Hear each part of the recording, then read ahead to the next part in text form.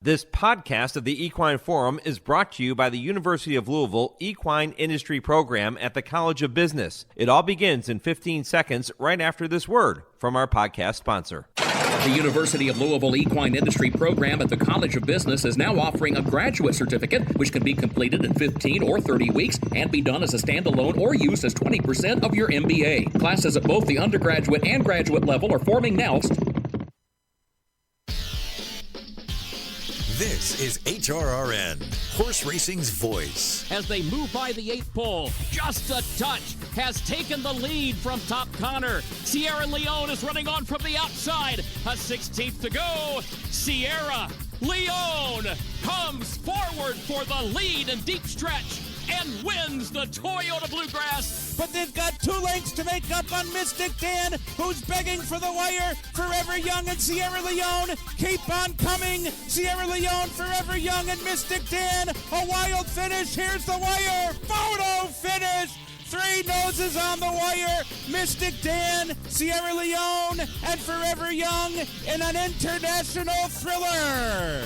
Welcome to the Equine Forum, presented by TwinSpires. Johnny V asking Fierceness for everything he has. 3-length lead. Torpedo Anna running her heart out and coming with every stride.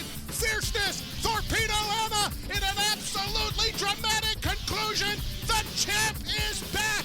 Fierceness holds off a gallant Torpedo Anna to win the DraftKings Travers. As they come to the top of the stretch in the Breeders' Cup Distaff, and Torpedo Anna begins to move away. 1 furlong to go, she's in front by 2. Raging Sea still there, trying to fight for second, then Candied in third. But this brilliant filly's gonna take them all the way. Torpedo Anna, what a year for her. Now here's Mike Penna. Good morning once again, everyone, and welcome to the show that launched a network. It is the Equine Forum, and it is all presented by TwinSpires, and all right here on the Horse Racing Radio Network. Mike Penna, Baron of the Backstretch, ready to roll for the next 3 hours, and happy to have you with me on Sirius 162, XM 207, our affiliates in Lexington, Louisville, and across the country, and streaming worldwide and podcast on our website, horseracingradio.net, or wherever you listen to your podcasts. Well, this is the final show, the final Equine Forum show of 2024, which means the next time you hear from me here on HRN, it'll be with Trainer Talk presented by Fasig-Tipton on Wednesday at 6 o'clock Eastern, and that means the calendar will have officially turned to 2025. So let me begin today's show by wishing all of you a very, very happy and healthy new year. This morning, I'm going to spend some time looking back on some of the memorable moments from this past year, and I think you're really going to enjoy those segments. I'm going to break it up into 2 separate segments. The first will focus on the first half of the year through the Triple Crown, and then we'll take a look at the second half of the year. And I'm also going to spend some time looking ahead to this afternoon's Grade 3 Mr. Prospector Stakes at Gulfstream. That's a 7-furlong race, which could have a significant impact on the 1 1/8 Pegasus World Cup at the end of January. Because you have the presence of the Saffie Joseph Jr. trained White Abarrio in the Mr. Prospector later today. And Saffie is going to be here, by the way, 9 o'clock Eastern to tell you about the Breeders' Cup Classic champion from 2023. White Abarrio is a heavy favorite. I think he's 3-5 on the morning line. He's not supposed to lose that race today, but as we know, they don't run the race on paper. But White Abarrio, from a class perspective, a talent perspective, he's the horse to beat in there. If he dominates that race today, the way he did his allowance race in his first start back with Saffie, back in November, where he won by, 10 lengths? If he dominates this race today in the same fashion, I say that he is the horse to beat in the Pegasus World Cup, because distance won't be an issue. The Pegasus World Cup, 1 1/8. We know that that's not a problem for White Abarrio. We know he has the talent, and we also know that he loves Gulfstream Park. That's his home track. What's he lost? 1 time at Gulfstream, assuming he wins today? So I say he's the horse to beat in the Pegasus World Cup. Now, the waters will be much deeper when he gets to that $3 million race at the end of January than they are today in the Mr. Prospector. And that's not taking anything away from the Mr. Prospector field, but it's not the field he's going to face in the Pegasus World Cup. I'm going to ask Dale and Tim if I'm right or wrong with that take that White Abarrio is the horse to beat in the Pegasus World Cup if he wins convincingly today. When they join me at 10:30 Eastern on I Ask, They Answer, we'll kick that topic around. Several other topics that we're going to discuss as well, including Johannes, the really talented turf horse for Tim Yakteen, who came back and won again on opening day of Santa Anita on Thursday. By the way, kudos to our friends at Santa Anita. Huge crowd, great wagering. It was a big day and a great card, too. But Johannes came back and won the San Gabriel. And Johannes only has one blemish on his record this year, and that was in the Breeders' Cup Mile when he was second. No disgrace there, finishing second in that race. My question to them is going to be, who was more likely to be voted champion turf male? Is it Johannes with the campaign he has had? Now, 5 for 6 in 2024. Or is it Rebels Romance, who won the Breeders' Cup Turf? I guess you can make a case for Carl Spackler, but I think it really comes down to these two. I think it's Johannes and Rebels Romance. Now, Johannes' resume is impressive. I mentioned the 5 for 6 mark. He begins his campaign in April, winning the Grade 3 American, but then he comes back and takes the Grade 1 Shoemaker Mile. The knock on him may be, if you're going to vote against him for champion turf male, is that his next wins were both in Grade 2. The Grade 2 Eddie Reed, the Grade 2 City of Hope Mile. Wins them both the way he's supposed to. He was a heavy favorite in both of those races. A win in the Breeders' Cup Mile probably would have locked it up for him. But he ends up second, but only beaten 3/4 of a length. Ran a tremendous race that day, but he didn't win. And now we see him come back and win the San Gabriel. Again, not a Grade 1. So he has the one Grade 1 win on his resume this year. On the flip side of that, you have Rebels Romance, who comes here, wins the Breeders' Cup Turf. Second time he's won that race. Won it in 2022, if you recall. And his campaign, the lone start in the U.S. was at Del Mar in the Breeders' Cup Turf. His campaign featured wins in 1, 2, 3 Group 1 races in 2024. And if you add the Breeders' Cup Turf, that makes it 4. But those other 3 took place outside of the United States. So how do we weight that campaign of Rebels Romance, who I consider to be the main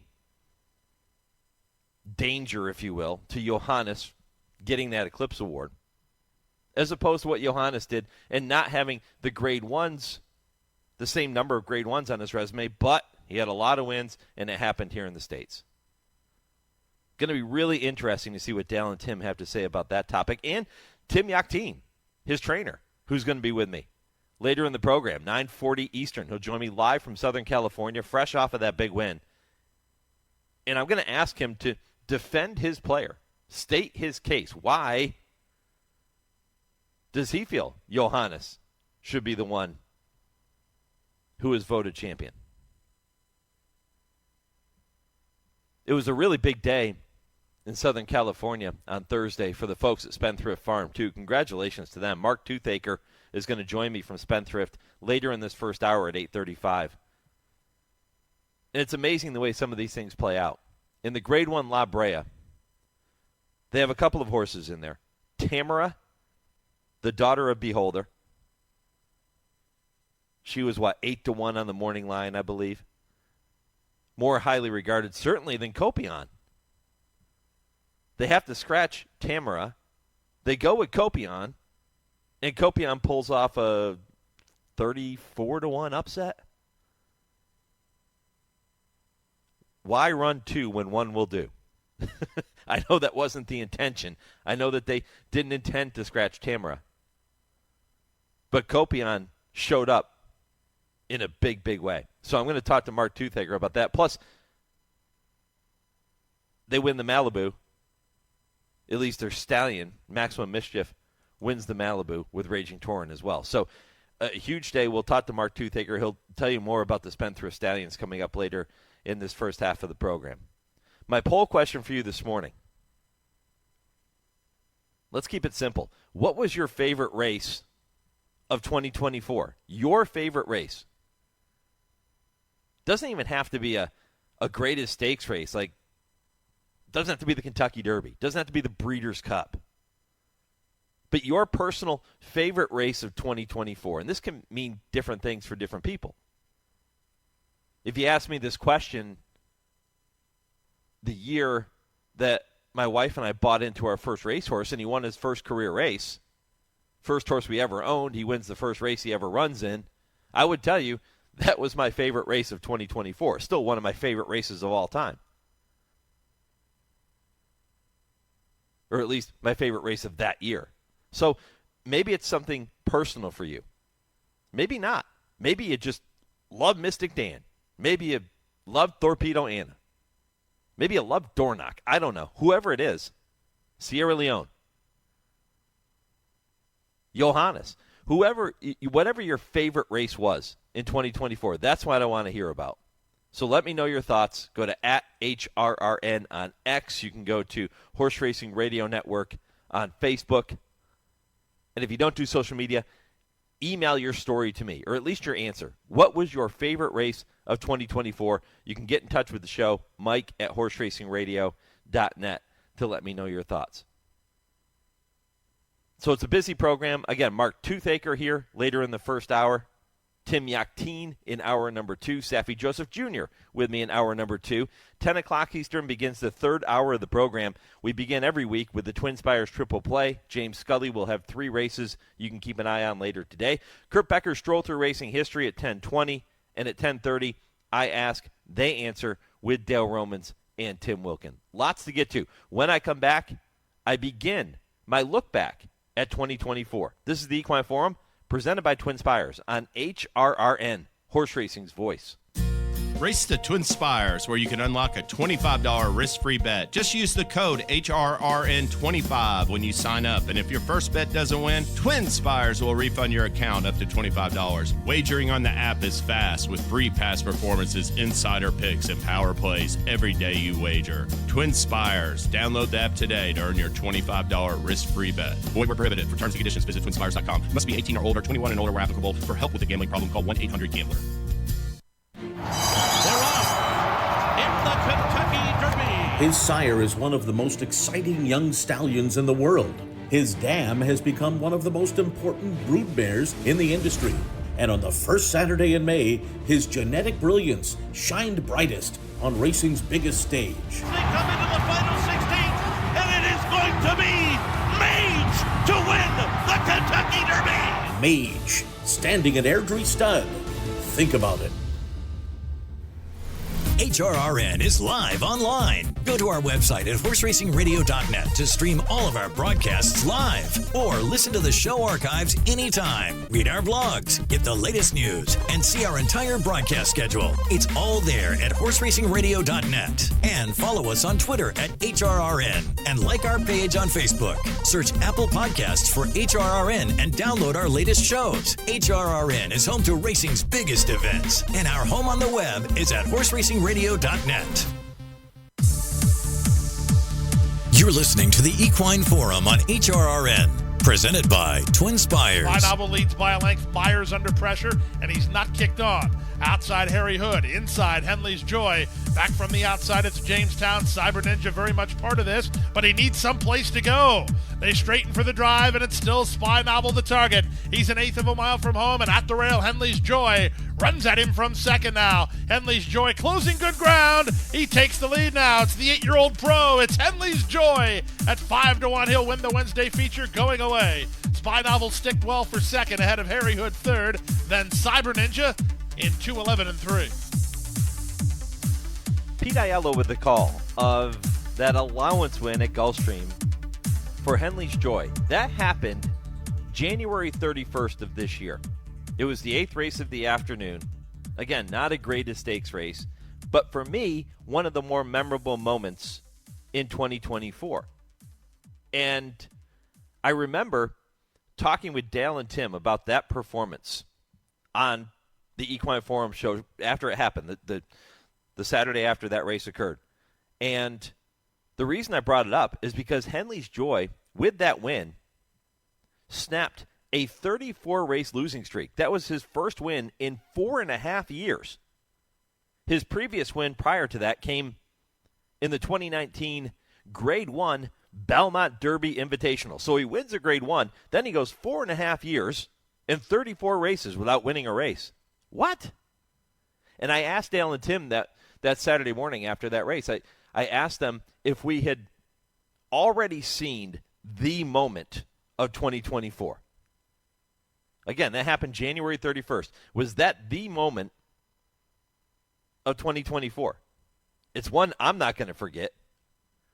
You snap a 34-race losing streak, that's pretty darn good. Kudos to Henley's Joy. Well done.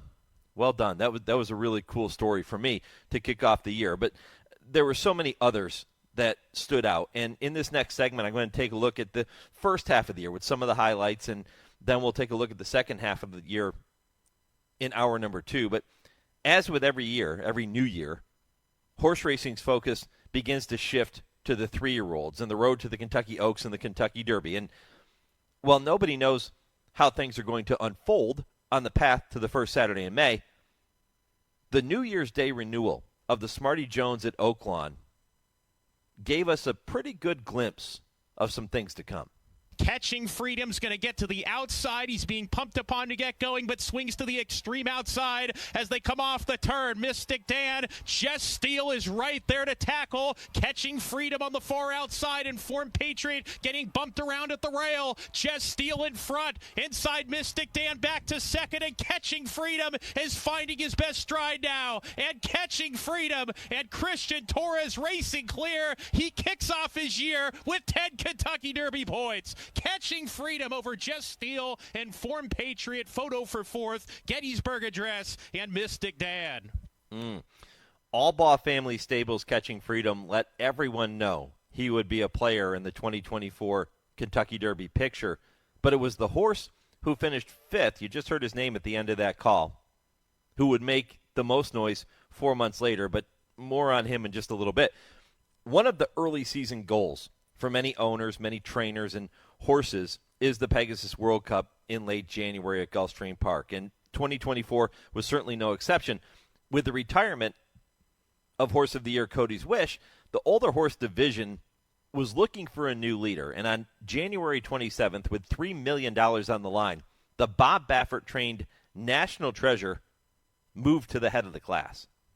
Hoist the Gold has the lead. National Treasure takes another crack at him at the 5/16. There's still 3 better than O'Connor. Senor Buscador continues to run home. He ponders an inside lane with a 1/4 mile left to go. Still plenty of hopes here in the Pegasus World Cup. National Treasure has come away with the lead. Senor Buscador, he's still closing down the center. There's an 1/8 of a mile to go, and National Treasure with work to do. Senor Buscador takes aim on the outside. They come past the 8th pole. On the inside, it's still National Treasure holding on. Down the center, Senor Buscador, he's running out of time. National Treasure would not be denied.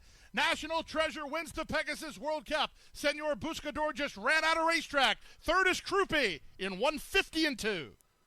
Well, such a gutsy horse. The final margin of victory was a diminishing neck thanks to that late charge of Senor Buscador, who would turn the tables on his rival 4 weeks later in the Saudi Cup. For Senor Buscador, the victory would be his only win of 2024, but I guess if you're only going to win one, the world's richest race for $20 million is a pretty good choice. The calendar then turned to February, and on February 3rd to be exact, Oaklawn, Santa Anita, Gulfstream, and Aqueduct all played host to Derby points races. And as is often the case, future stars were beginning to emerge, while others were hoping to show they deserved to be called a contender. The leaders start to line up, coming back to the lead. Jess Steele making a big move after Carbone and Otto the Conqueror. Jess Steele storms to the front. Jess Steele and Ramon Vasquez have 3/16 to go. Here comes Mystic Dan right up the rail, though, with a rail skimming ride by Brian Hernandez Jr. And Mystic Dan is turning it on in a huge effort for the Kenny McPeak barn. Mystic Dan 5-6 ahead, and he wins wrapped up a dominant win in the Southwest. Second home was Jess Steele. Liberal Arts came on for third, and fourth was Common Defense. Scatify with a quarter of a mile to go has led throughout. Nisos let loose with a huge bid on the outside, though, at the 3/16. Nisos blows by the competition and turns it on. Wind me up in a battle for second with Scatify. Nisos passing the two-turn test beautifully, geared down to stroll in by 7 lengths.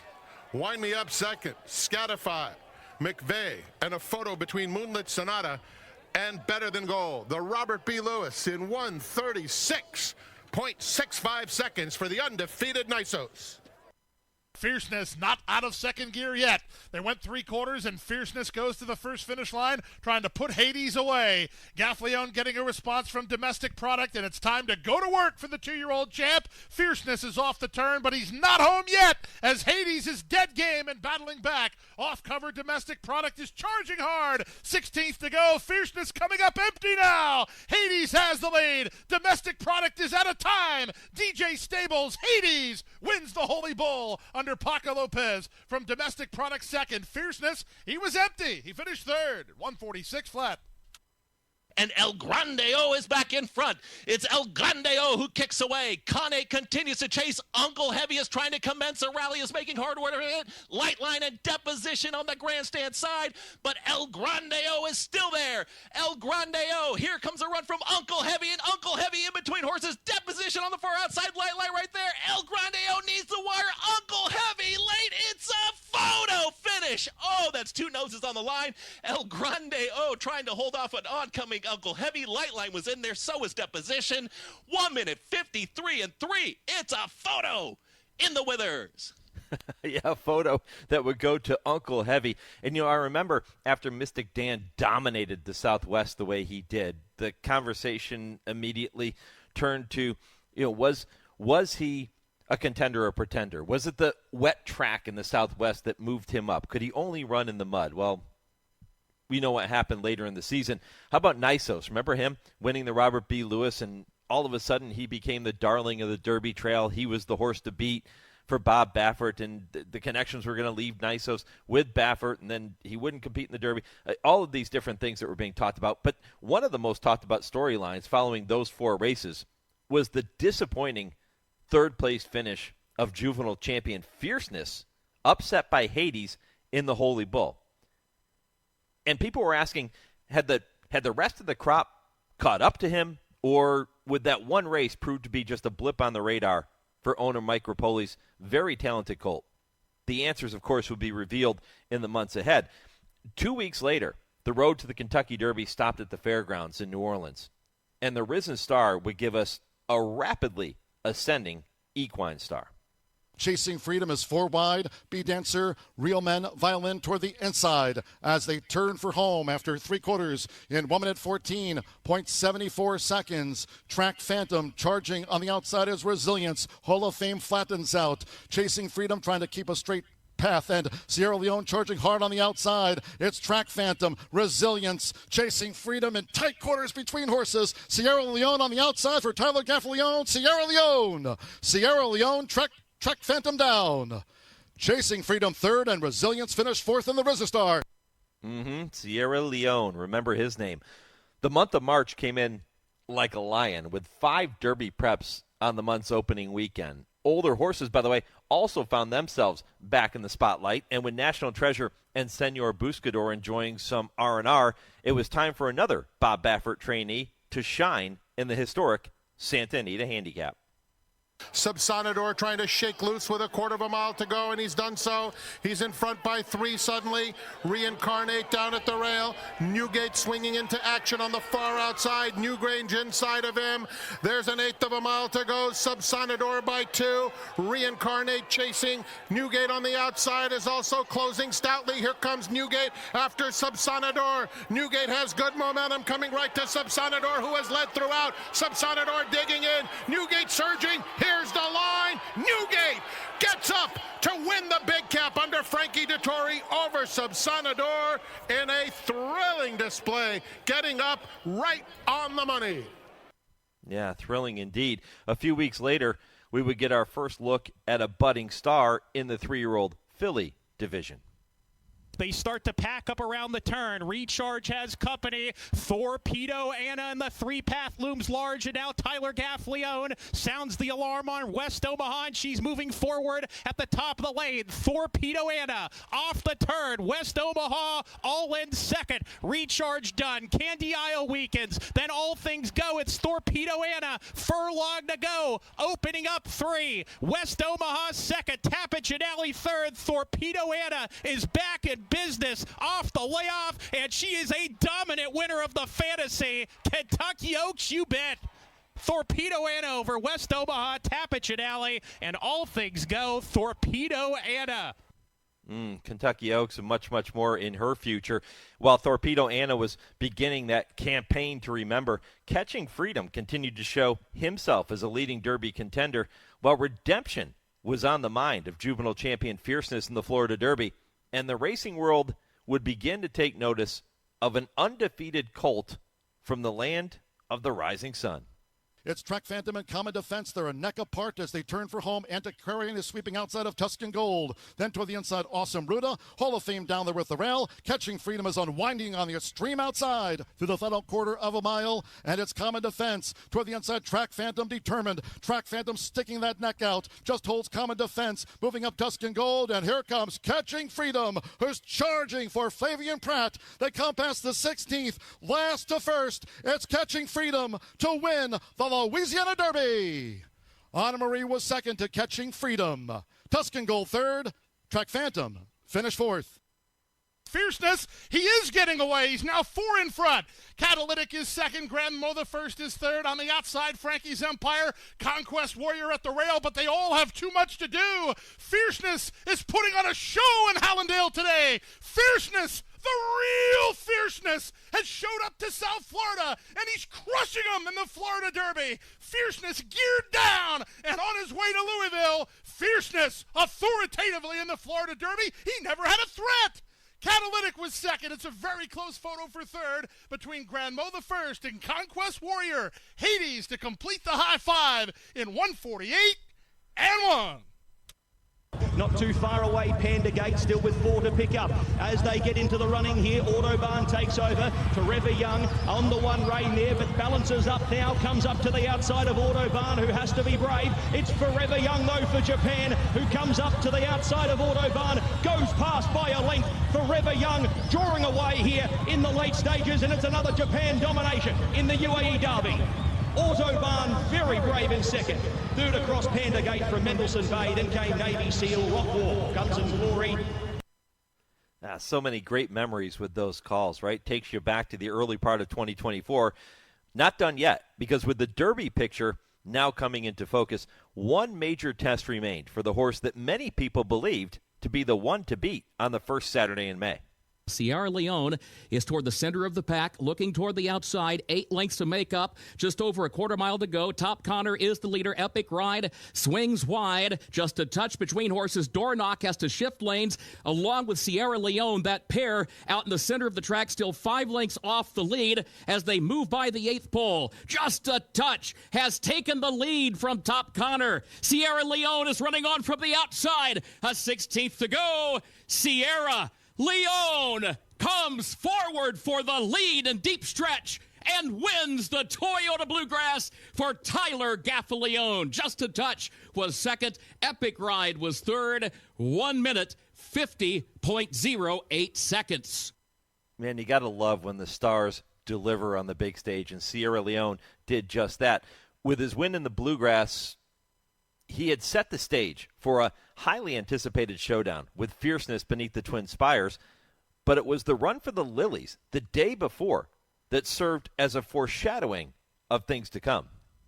They come to the top of the stretch. Torpedo Anna heads for home in the Oaks. Cuts to corner, holds the lead. Ways and Means starts to give way. Just FYI is coming. Regulatory Risk is coming down the center. But Torpedo Anna has the answer. And she kicks away now by 2 and now by 3. Just FYI is trying hard, but she's second. Regulatory Risk, Ways and Means. Torpedo Anna scores by 4 in the Oaks.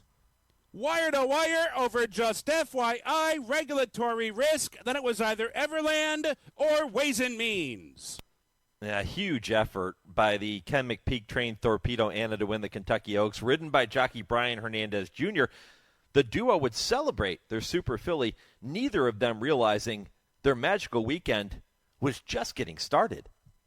And Sierra Leone is launching his rally too. It is wide open. Catching Freedom's going to come through toward the inside. They're off the turn. Mystic Dan cut the corner and grabbed the lead right at the top of the stretch. Sierra Leone and Forever Young are shoulder to shoulder with a furlong to go, but they've got 2 lengths to make up on Mystic Dan, who's begging for the wire. Forever Young and Sierra Leone keep on coming. Sierra Leone, Forever Young, and Mystic Dan. A wild finish. Here's the wire. Photo finish. 3 noses on the wire. Mystic Dan, Sierra Leone, and Forever Young in an international thriller. Yeah, was it ever. Mystic Dan finding a way to get to the wire first to win the Kentucky Derby. He will forever be known as a Derby winner, and that is pretty special for him and for his connections. Well done to Mystic Dan and to his team. 2 weeks later, Mystic Dan tried to take the next step toward the Triple Crown in Baltimore. Here's the call.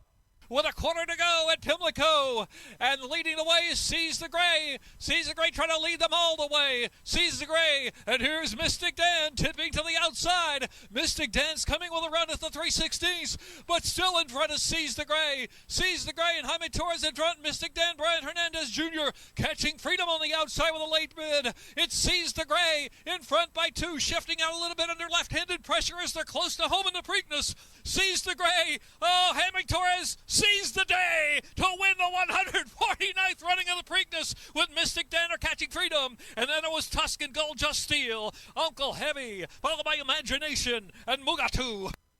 Oh, Mystic Dan ran well, but it wasn't his day. The day belonged to Seize the Gray, a winner of the Pat Day Mile at Churchill Downs a couple of weeks before. Didn't run in the Derby, but boy, did he show up in the Preakness. The two, Mystic Dan and Seize the Gray, would get a rematch 3 weeks later in New York in the Belmont Stakes. Would it be one of those two, or was there somebody else waiting in the wings to capture the test of the champion? Mystic Dan is still 7 lengths off the lead. Sierra Leone launching his bid on the far outside as the field turns for home.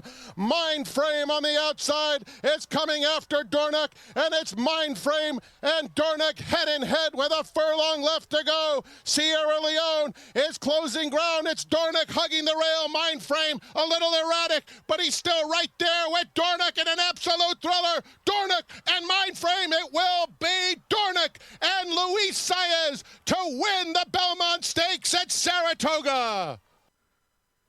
Dornoch, a 17-1 upsetter of the Belmont, and that is the way the Triple Crown season would wrap up. Racing would begin to turn their attention to the road to the Breeders' Cup in the second half of the year. I'm going to tell you more about the second half of the season and look back on some of the top moments of 2024 in hour number 2.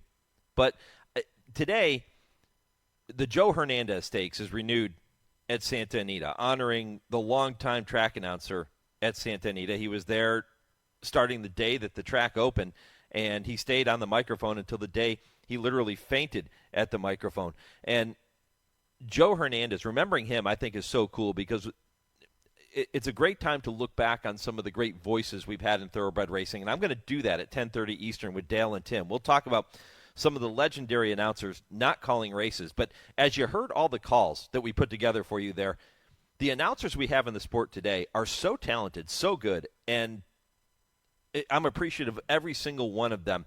And you heard their calls. They did such a wonderful job with all those races, and they continue to do great work day in and day out. So really appreciate them and all of their efforts every single day.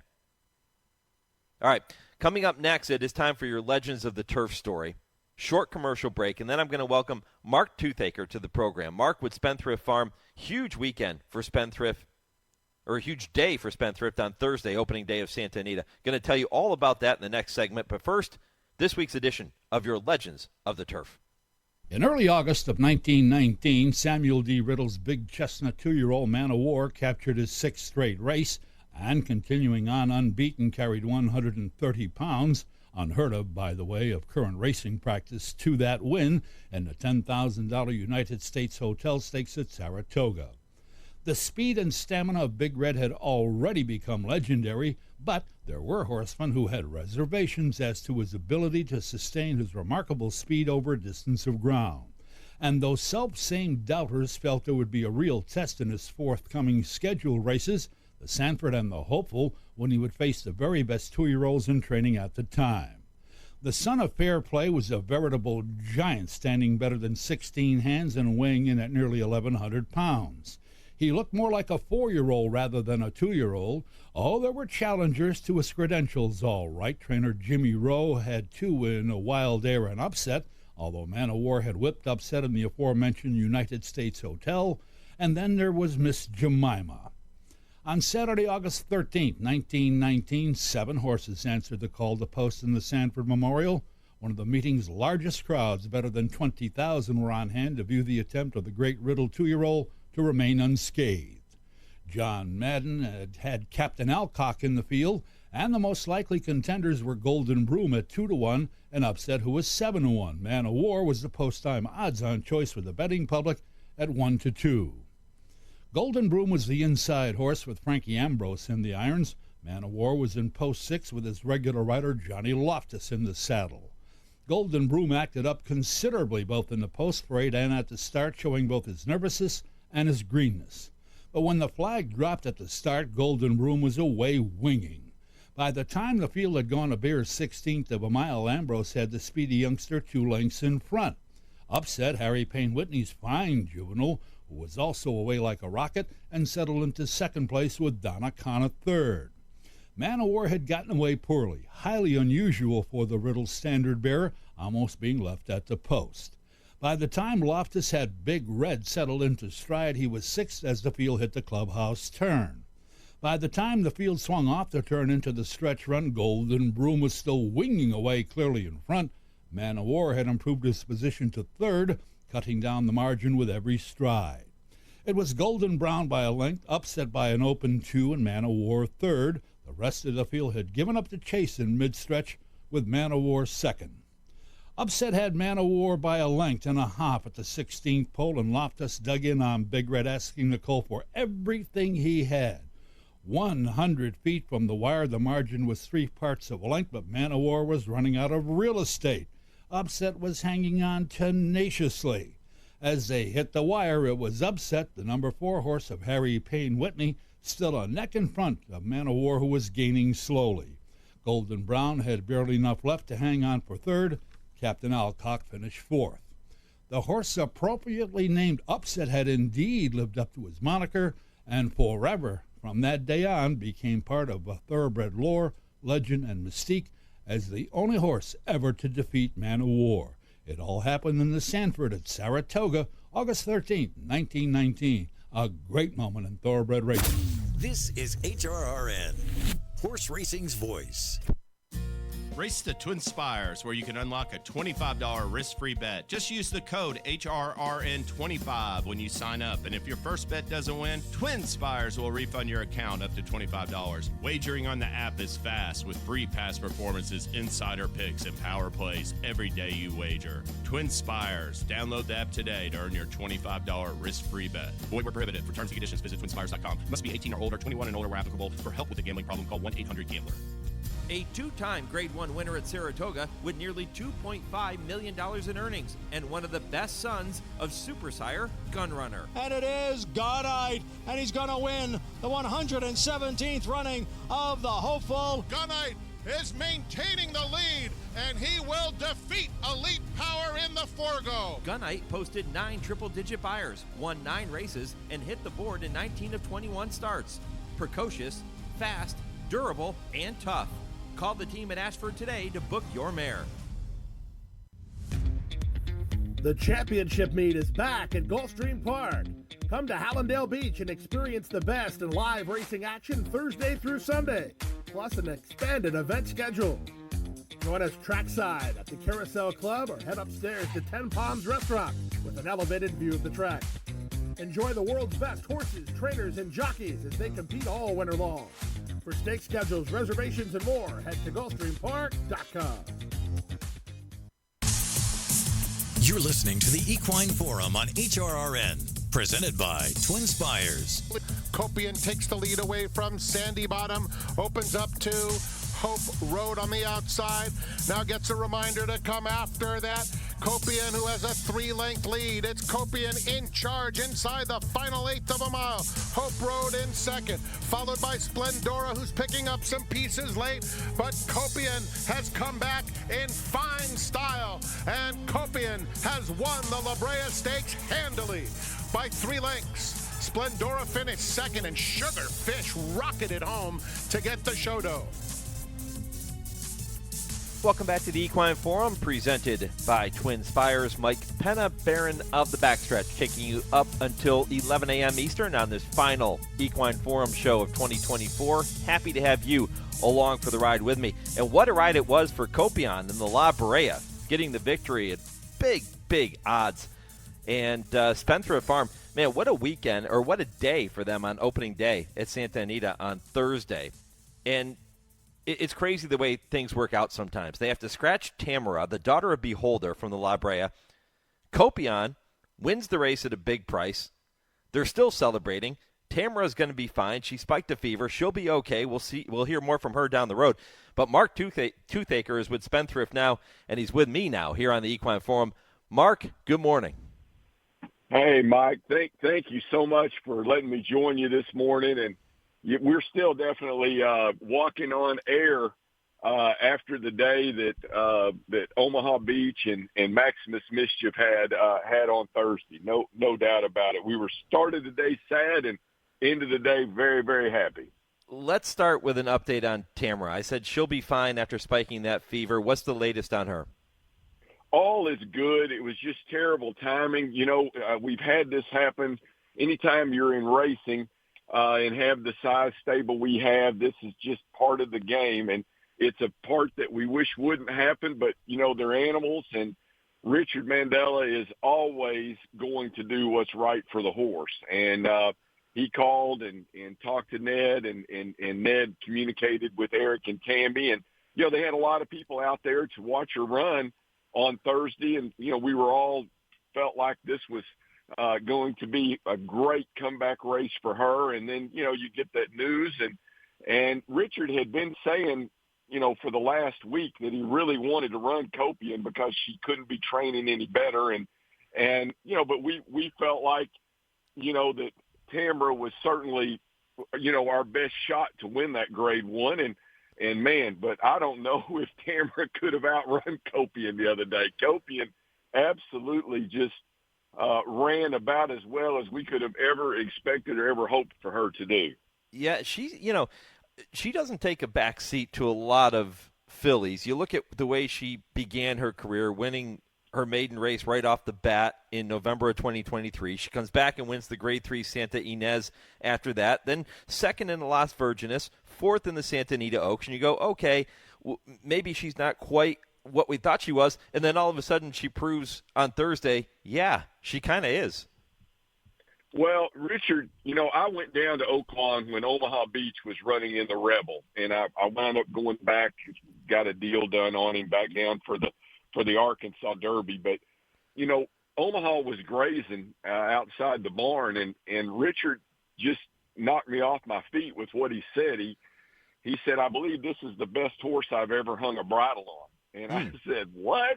And he goes, no. He goes, I think Omaha Beach may be the best horse that I've ever hung a bridle on. Well, Richard has had a who's who of grade one winner after grade one winner after grade one winner. And for him to say that, and Richard is not a salesman by any means. And so I called Mr. Hughes and told him, I said, Wayne, I don't know how we can ever put a deal together and get this horse bought, but we need to figure out a way to land Omaha Beach. And you know, Wayne was such a numbers guy and such a great negotiator that, you know, he was able to work a deal with Mr. Porter. And, you know, we got Omaha Beach, and, you know, it's his second grade one winner now this year. And he's just, you know, crushing them in the second crop race, and we couldn't be more thrilled. And then you mentioned the name Maximus Mischief, and we turn our attention to the Malibu and Raging Torrent. Man, how cool was that? Well, we felt like he was a grade one horse. I mean, I had tons of confidence that he could win the Breeders' Cup Sprint. And he didn't show up that day. He just never really got a trip worked out. And, you know, Straight No Chaser ran a huge race there to win that day and ran a monster race for those guys. But, you know, this horse, I felt like back against 3-year-olds, all credit to Mystic Dan. You know, Kenny McPeak, take your hat off to him for, you know, shipping Mystic Dan out there and taking a shot. But we were pretty confident that he was going to have his hands full, as the rest of the field was going to do, to try to outrun Raging Torrent. And he ran such a big race. Frankie gave me a little bit of a scare when he was kind of almost all in on him on the turn. But, man, he responded and you know, you go 108 and out in 121 and 2. That is a serious racehorse time. And I think he's going to be a tough customer for 2025, especially in the sprint division. I don't know if they'll stretch him out or what Doug's plan will be, but he's a tough customer. Yeah, certainly looks like he's going to be a player in whatever division he decides to throw his hat into the ring. He's been so good this year, and that win in the Malibu kind of cements a really stellar 2024. His sire, Maximus Mischief, a son of Into Mischief, who looks like, again, he's going to be the top sire of 2024. He's also at Spendthrift. That family tree, man, it's been pretty awesome, hasn't it? It's Mike. It's been amazing. You know, we've had people, you know, ask, well, you know, who do you want to stand? Who do you know, what is your all target out there? And I always laugh and say, we'll take all the Into Mischief sons that, you know, that we can get. And Into Mischief is getting ready to be the 6-time leading general sire here in North America. And I think you got to go back to like Bold Ruler for the last horse to do something along that line. And, you know, you just can't come up with enough good things to say about Into Mischief, but we're so proud that his sons all over the bluegrass, whether it be Maximus Mischief, what he's getting done, and obviously Practical Joke is had a great year as well. And he just keeps getting runners in these big-time grade one races. And, you know, that just stamps him, you know, being a sire of sires, that he's, you know, he is just rare air to have done what he has done and what he is doing. We couldn't be happier. You also have a stallion there, a young stallion, who has had a tremendous year as well. He could potentially end up being the leading freshman sire of 2024. His name is Vekoma. Tell me more about his season. Well, Vekoma's a funny story. You know, I got to tell on myself is George Weaver called me, and he said, Tooth, why haven't you called me about this horse? And I said, George, he's got to be the most crooked horse out there. And he just laughed. He said, what? He goes, how many crooked horses do you know I buy? And I said, well, George, I don't know. Maybe you just love that one. And he said, listen, you fly up here to New York. He goes, I'll show you the horse, and I will guarantee you when you leave here, you're going to want to do a deal. And I flew up there, and George showed me him himself, and we went and grabbed some lunch, and I called the guys, and I said, guys, we got to figure out how to put a deal together on this horse. He is he runs a little crazy down the stretch, but when you look at him on the end of a shank walking, there's no way in the world you can tell, why he does that. And they didn't know he did that either until they breezed him. But we were excited to get him, and breeders have just flocked to Vekoma, and he's been full every year that we've had him. They're tough horses. They leave there running. I just looked there earlier today. I think we're $23,000 behind McKenzie, and McKenzie's a super horse, and I don't know that we can get past him here in the last few days, but we've got plenty of bullets to fire, and I think we got a shot. So we're going to be watching all of these Vekomas that are going to run today and run tomorrow, and we're going to cross our fingers and cross our toes that we can wind up on top. We've been fortunate enough that we've had the leading freshman sire the last 2 years in Bolt Doro and Matoli, and we're hoping Vekoma stamps his name and keeps our win streak going, Mike. Yeah, he may end up at the top. You have a couple of others that find themselves in the top 10 right now, too. You have 1,000 Words, who's currently in 5th place on the freshman sires list, and then Authentic, who finds himself in 8th position right now. So both of them having strong years, too. They are, Mike, and we've been pleasantly surprised on 1,000 Words. He's a horse that didn't get the best of mares, but he just keeps getting winners in big races, and Vodka with a Twist ran such a great race in the Breeders' Cup Juvenile Filly, finishing second to Godolphin's very, very talented filly, and she's just been a hard knocker really all of the year, and we're just thrilled with what she's done, and Authentic. I'm a little bit blaming myself and ourself at Spendthrift. We had so many requests for Authentic, and you get bombarded with 600 applications, and you're trying to figure out how to sort those mares out. And we took a lot of graded stakes mares, a lot of we felt like were really, really tough fillies on the track, and unfortunately, I don't know that we helped him the way that we have on some of these others by just taking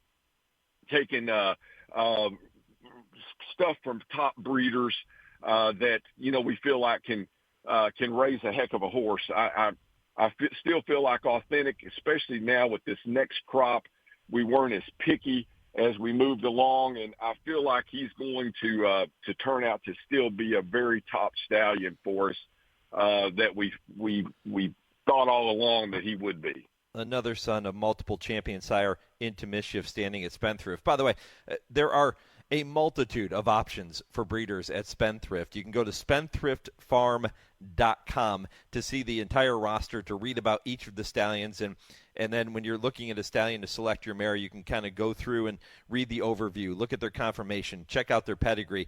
There is all kinds of information on the website. It's spectacular, really well done.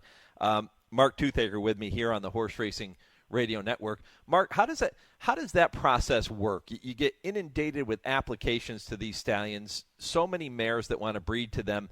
How do you determine which mare is the right fit for each stallion?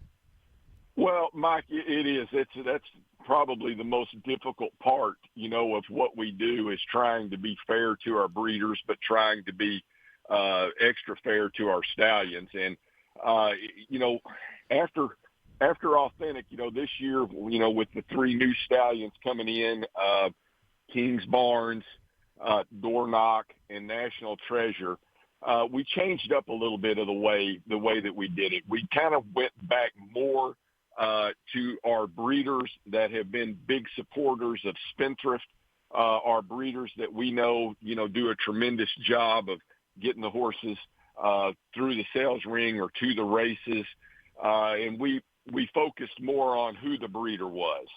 And that's, I'm not saying that's the right way or the wrong way, but anytime you've got so much demand, and all these first-year horses have just been run over the top by our breeders, you're trying to figure out what's the best way, to be able to do it. And that's the way we've done it on those 3, and we're very excited. King's Barnes Son of Uncle Mo, a horse we gave $854 down at the 2-year-old sale down at Florida. He worked 20-3, the fastest work of the sale. We bought him off my friend Tom McCrocklin that I went to college with. And the horse wins his first 3 starts, wins the Louisiana Derby. This year he, winds up unfortunately getting hurt, but before he did, he won the Grade 1 Stephen Foster, and he comes into Spendthrift at $20,000. Door knock, you were playing some of the race replays there I was listening to before I came on, and door knock, what a year he had. A horse that wins the Remsen, wins the Fountain of Youth, runs in the Belmont at Saratoga, which is 1.25 miles for 2 years while it's up at Saratoga, and runs just a bang-up race, and was so determined, and then come back and repeat that effort in the Haskell. He's a horse that is 40,000 for us. And then, National Treasure, listening to his play there from the Pegasus World Cup, and, a horse that when he was in front, he was almost impossible to outrun. Just such a tough, tenacious horse as well. And he comes to us at 40,000, making $5.5 million. And so, you couldn't be more excited about the 3 new young stallions that we have coming in, and breeders have seemed extremely happy with them, and we are as well. So we'll see how it all plays out. Mark, it's going to be a spectacular 2025, I have no doubt. Happy New Year to you, to the team at Spendthrift, to your family. Enjoy every second of it, my friend. Mike, thank you so much for what you do. You're such an asset to the horse business, and I appreciate all of the time and effort that you and your crew put in to bring us the greatest sport there is. And just keep doing what you're doing, and we'll all keep listening. Yeah, right back at you, brother. Mark Toothaker here on the Horse Racing Radio Network, Spendthrift's Stallion Sales Manager. Again, SpendthriftFarm.com is where you can go to get more information on all of the stallions. I believe 29 stallions standing at Spendthrift, so go check it out online. When I come back, it's time for this month's edition of the Kentucky Bred Update, and I'll tell you what's ahead in hour number 2 and hour number 3. This is the Equine Forum on the Horse Racing Radio Network. Hi, Tony. Hey, Matthew. There's a reason why Tony's Steaks and Seafood is my favorite restaurant. It's because I want to feel part of the family. Isn't that right, Tony? That's right. There's a saying on the wall that I truly believe in. There's always room for one more at our table. We just want you to be part of our family. And believe me, you will be. It's Tony's Steaks and Seafood right across from Triangle Park. Visit them at TonySteaksandSeafood.com. Did you receive a call or message that mentioned Social Security and demanded immediate action? Did the caller know your Social Security number or other personal information and tell you that your Social Security number had been used in connection with the crime? Did you feel worried that your Social Security number might be suspended, your bank account might be frozen or seized, or you could be arrested? That is not the Social Security Administration. Social Security will not threaten you, demand your personal information, or instant payment. Email or text you pictures or documents, or use a real government official's name to gain your trust. Social Security does not accept payments by gift card, prepaid debit card, internet currency, or by mailing cash. Criminals use these forms of payment because they are hard to trace. Do not be fooled. Hang up. Ignore them. Report this criminal activity to the Social Security Administration Office of the Inspector General at oig.ssa.gov. Produced at U.S. taxpayer expense. I'm 54, so basically, it's too late to start saving for retirement, right? Not right. Starting to save, even in your 50s, can really make a difference. Well, right now, saving seems hard to wrap my head around. Plus, with the way this year's been going... Hey, listen, it's okay. You still got this. Just go to aceyourretirement.org. It's an online tool from AARP that can help you get your retirement savings on track no matter your age. It's free and only takes about 3 minutes. I like 3 minutes. Yeah, at aceyourretirement.org, you'll chat with Avo, the friendly digital retirement coach. Just answer a few questions and you'll get a personalized plan and tips to help boost your retirement savings. Tips that are easy to understand and tailored to your lifestyle. I like that too. Plus, it's sponsored by AARP, so you know they got your back. Just head to aceyourretirement.org and make your plan to start saving for retirement. Thanks. That's aceyourretirement.org. A message from AARP and the Ad Council. Thursday evenings, 6 to 7 p.m. Eastern, is the Brisnet.com call-in show. It's your chance to call in and let the Horse Racing Radio Nation know what's on your mind. Call us at 888-966-HRRN. That's 888-966-4776. And discuss the topics you choose in the world of thoroughbred racing. The Brisnet.com call-in show. Sirius 162, XM 207, and streaming live at horseracingradio.net. You're listening to the Equine Forum on HRRN, presented by TwinSpires. Welcome back. Mike Penna with you on this Saturday morning. 1 hour just about in the books. 2 more to go here in 2024 on this edition of the Equine Forum. Saffie Joseph Jr. set to join me momentarily to talk about White Abarrio going in today's Mr. Prospector. Also going to take a look back at the second half of 2024. You'll hear some of the biggest races or more memorable performances from the second half of the season coming up in hour number 2. And trainer Tim Yakteen set to join me at 9:40 Eastern to talk about Johannes and his big win Thursday in the San Gabriel at Santa Anita.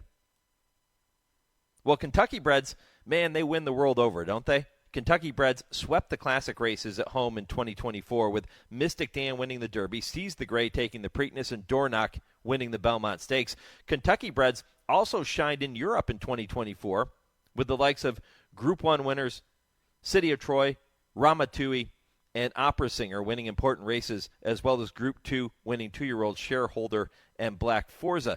Grade 1 winners the world over also include Laurel River, winner of the Dubai World Cup, and the number 1 horse on the Longines World's Best Racehorse rankings. Multiple Group 1 winner City of Troy, last year's European champion 2-year-old, was the top-ranked 3-year-old in the world this year on the Longines World's Best Racehorse rankings, and was named Cartier Horse of the Year. Kentucky-bred Lemon Pop closed out a stellar racing career with a repeat victory in the Group 1 Champions Cup in Japan. Lucrative opportunities are also available in the Bluegrass. Purse money in Kentucky hit an all-time high with more than $197 million paid out to horsemen in 2023, including $48 million from the Kentucky Thoroughbred Development Fund, $104,700.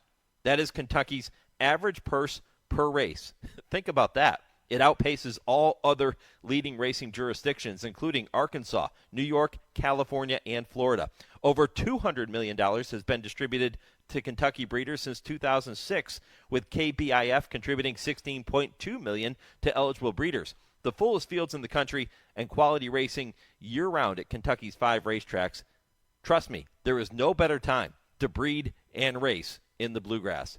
Kentucky breds, breed them, raise them, race them. We all win. For information on racing and breeding in Kentucky, visit KentuckyBreds.com. I'm back with Hour 2 right after this 10-second pause for station identification. This is the Horse Racing Radio Network, where racing comes to talk.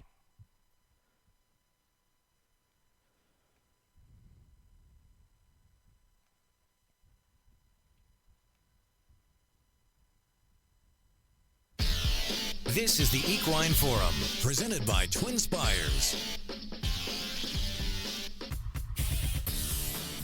Welcome back. Hour 2 of 3 here on the Equine Forum, presented by TwinSpires. Mike Penna, Baron of the Backstretch, diving in to the second hour of the program. Going to visit with Saffie Joseph Jr. live from Gulfstream Park in just a few moments. They are on their break right now for morning training. So Saffie going to give us about 10 minutes here this morning to talk about White Abarrio, who is a horse that has meant so much to him. He comes back in the Grade 3 Mr. Prospector later today. That's a 7-furlong race, which is expected to be his prep race for the Pegasus World Cup coming up at the end of January. He's a heavy favorite in that race today, and a good performance should lead him into the big dance in late January. Saffie Joseph with me now. Baba, good morning. Good morning, Mike. How you doing? Good, buddy. Merry Christmas. Happy New Year to you and to your family.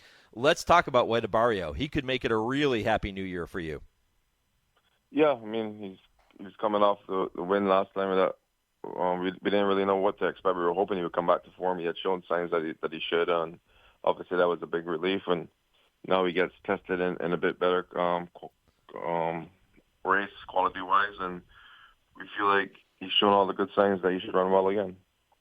You got him back into your barn after his fifth-place finish in the Met Mile. That was back on June 8th. What was his or your approach with him after you got him back in your barn? What things did you do with him to get him ramped back up? Yeah, we went over him, and he physically seemed fine, but he just seemed like a little bit edgy on the edgy side, and we weren't really happy where he was, so we gave him some time off on the farm. And I think that helped him. He had never had any time off basically on the farm, and he acted like he needed it. So we gave him some time off, and I think he was on the farm for about 6 or 7 weeks, and that kind of rejuvenated him mentally. And from then on, we just started him back up and built him up gradually. And he took a while to come around, but he finally came around. As we got closer to the race, he started to get better and better in his training. And as I said, when you're coming off those kind of runs with horses, even when they're in your barn before, you never really know what to expect if they're going to come back around. So it was a big race that he was able to come back and show that he was still had the same quality. Yeah, he began his career in your barn, then was transferred to the Rick Dutrow barn where he competed, won the Breeders' Cup Classic in 2023. Is he a different horse now, Saff, than he was early on in his career? Well, he's more developed. He's a more developed horse. He's actually kind of got more length to him, and he's kind of as you develop with age, you know what I mean? He's matured. He's a more mature horse. We had him as a 3-year-old. I thought with Rick, probably he had a hip full development. He had really filled out. So I would say no. He's in his peak of his stage where you would expect him to be at his best, if not. I mean, so hopefully he'll come back today and run like how we think he should. Yeah, he did what he was supposed to do in his return race on November 22nd. He was a heavy favorite. He wins by 10. I liken it to, listen, if you're Ohio State in football and you're playing a Division III opponent at home, you're supposed to beat them by 40, 50 points. He did that. He beat the competition the way he was supposed to beat them. How about today? What do you need to see from him today that makes you say, okay, let's move on to the Pegasus World Cup? He needs to come out with another big performance. I mean, today he's facing better horses. There's some good horses in there, and he needs to step up again and get the job done and do it well. And we feel like he's shown all those good signs. I mean, he seemed like he's done better from that race to this race. So you just always hope with a horse race that it carries over what you've seen. But everything that we've seen, we're hopeful of a big race again, and hopefully he does it today for us. Talk about the decision of running him 7/8 of a mile again as opposed to trying to stretch him out for his prep for the Pegasus World Cup. Yeah, so originally we were going to go from the prep to the Harlan's Hollow, and then as we talked it over more, the ownership group, like we had faced a similar scenario with him before we had given him up. He had won an allowance race, and then he went to the Met Mile, he ran third, and then he won the Whitney and the Breeders' Cup Classic. So it was kind of 2-1 turn races, then to stretch back out. So we kind of figured it was 2 for 2 at 7/8, and let's follow the same approach. The Mr. Prospector was there. Let's try to kind of just keep things simple and follow like what has worked before. You know what I mean? It's nice that the Pegasus World Cup is on his home track too. He loves Gulfstream Park. Yeah, he's a horse that he likes to be based. Like he runs his best races when he's based, or even when he won the Breeders' Cup, he was based in California for a month. I mean, I don't think he's ever the best traveling horse, and that's why he didn't perform really in Saudi. That was a hard trip for him to overcome. So he's at home. I mean, he's 6 for 7 at the track, and hopefully it'll be 7 for 8 this afternoon. And visiting with trainer Saffie Joseph Jr. here on the Horse Racing Radio Network. He's in the middle of training here. They're on a break right now. So, Saff, I'm not going to keep you very long. I know you've got to get back to work. But I'm asking our listeners what their favorite race of 2024 was when they think back on this year. I have a feeling I might know your answer when I ask you that question. What was your favorite race of 2024? It was hard. There's so many good ones, but you would definitely say the Breeders' Cup, Spirit with Soul of Angel. I mean, it was very exciting to be able to experience that moment. But White Abarrio coming back, that was a big relief also. I mean, to win that race, and then Skippy Longstone Kids was good to us in times where we needed a horse to step up. So, I mean, there's so many special moments. We just thank God for each and every one of them. But definitely the Breeders' Cup fillies this year was probably top of the list. Do you set goals moving into 2025, or do you say, okay, let's just train these horses and see how the chips fall? We just try to get better every year. This year went beyond expectations, or kind of went beyond our goals, if anything, and we set the bar really high that we want to get better off of that. I mean, but would we be thankful to have a year like we did this year again next year? Most definitely. So you don't want to get greedy in that aspect, but you're always trying to improve your whole team. And I think if we always improve as a full unit, then the overall team improves. And that's the goal, just to keep improving and keep getting better horses and keep trying to climb the ladder. Your Breeders' Cup winner, Soul of an Angel, returned this past week in the Rampart. Things didn't go according to plan. She ends up finishing third. What can you tell me about Soul of an Angel? Yeah, so we didn't do much with her after the Breeders' Cup. The Breeders' Cup race was she had run so fast, especially in the rag. She ran like a 3 3/4.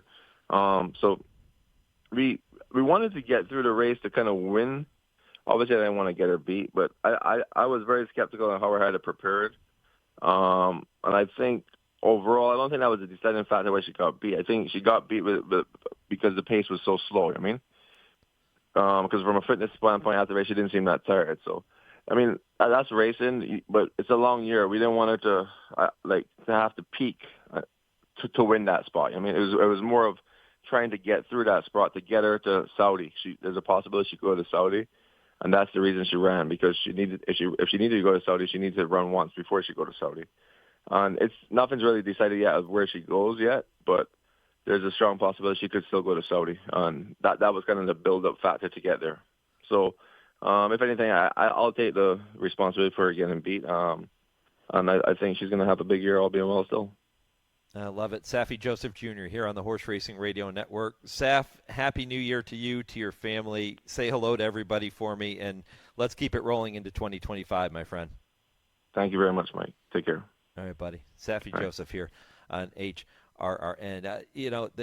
To see where Saffie is today with the quality of horses that he's training, listen, he's worked his tail off to get to this point, and I think you could say the same for any trainer that at one point didn't have the quality of horses they have today, but they do now. You don't get there, number one, without some talent, but number two, without working your tail off. And I remember visiting with Saffie. I've told this story on the show probably many times, but I remember visiting with Saffie on a trainer talk show at his barn at Gulfstream, and at that point, he was still trying to make a name for himself. And he had some decent horses, but not the quality of horses that he wasn't winning Breeders' Cup races at that point. And I remember him telling me a story about some of the trainers that he wanted to try to emulate, and trainers that when he walked into the paddock, he was still at that point kind of awestruck by all of the top name trainers in the sport today. And now here he is dominating the training standings at Gulfstream Park year in and year out. And he is the guy that they're all chasing now. It's a really cool story. Good luck to White Abarrio and his connections coming up this afternoon in the Mr. Prospector. When I come back, I'll take a look back at the second half of 2024. You'll hear some race calls of some of the big moments that led up to the Breeders' Cup World Championships. This is the Equine Forum, presented by TwinSpires on HRRN.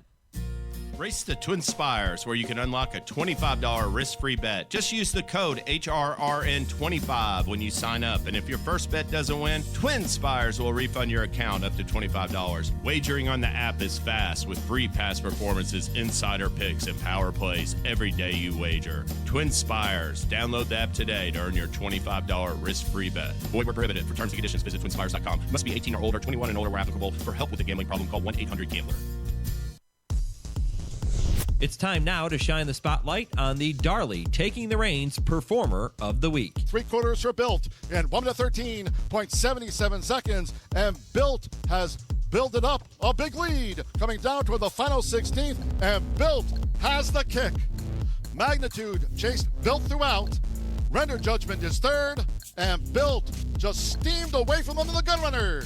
Won by 7. Built, the 2-year-old son of Darley Stallion Hard Spun, is building quite the resume to begin his career, highlighted by that win in Saturday's Gun Runner at the fairgrounds. A victory which makes him your Darley Taking the Reins Performer of the Week.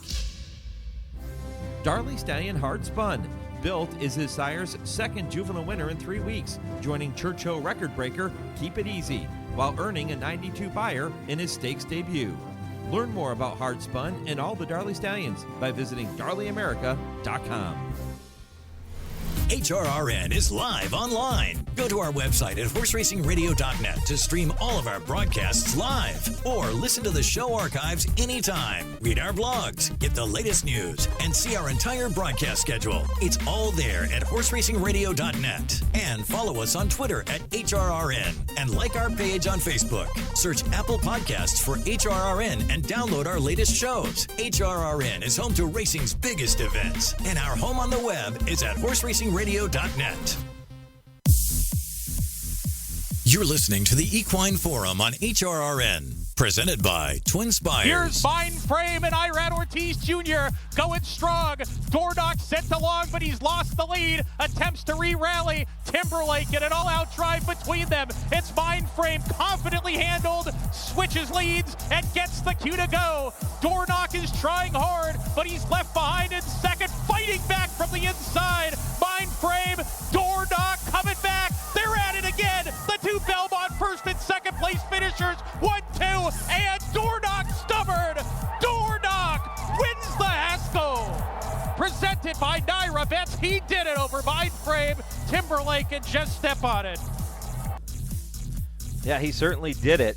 Dornock, a winner of the Belmont, winner of the Haskell, set him up nicely for the Travers. Of course, we know he would not go on and win the Travers, but that was one of the classic races of the second half of 2024, and there were so many. When I took a look back at the first half of the season, all the way through the Triple Crown, I did that in hour number 1. If you missed it, you can flip back through the podcast after we finish up at 11 a.m. Eastern and take a listen to some of those top races. But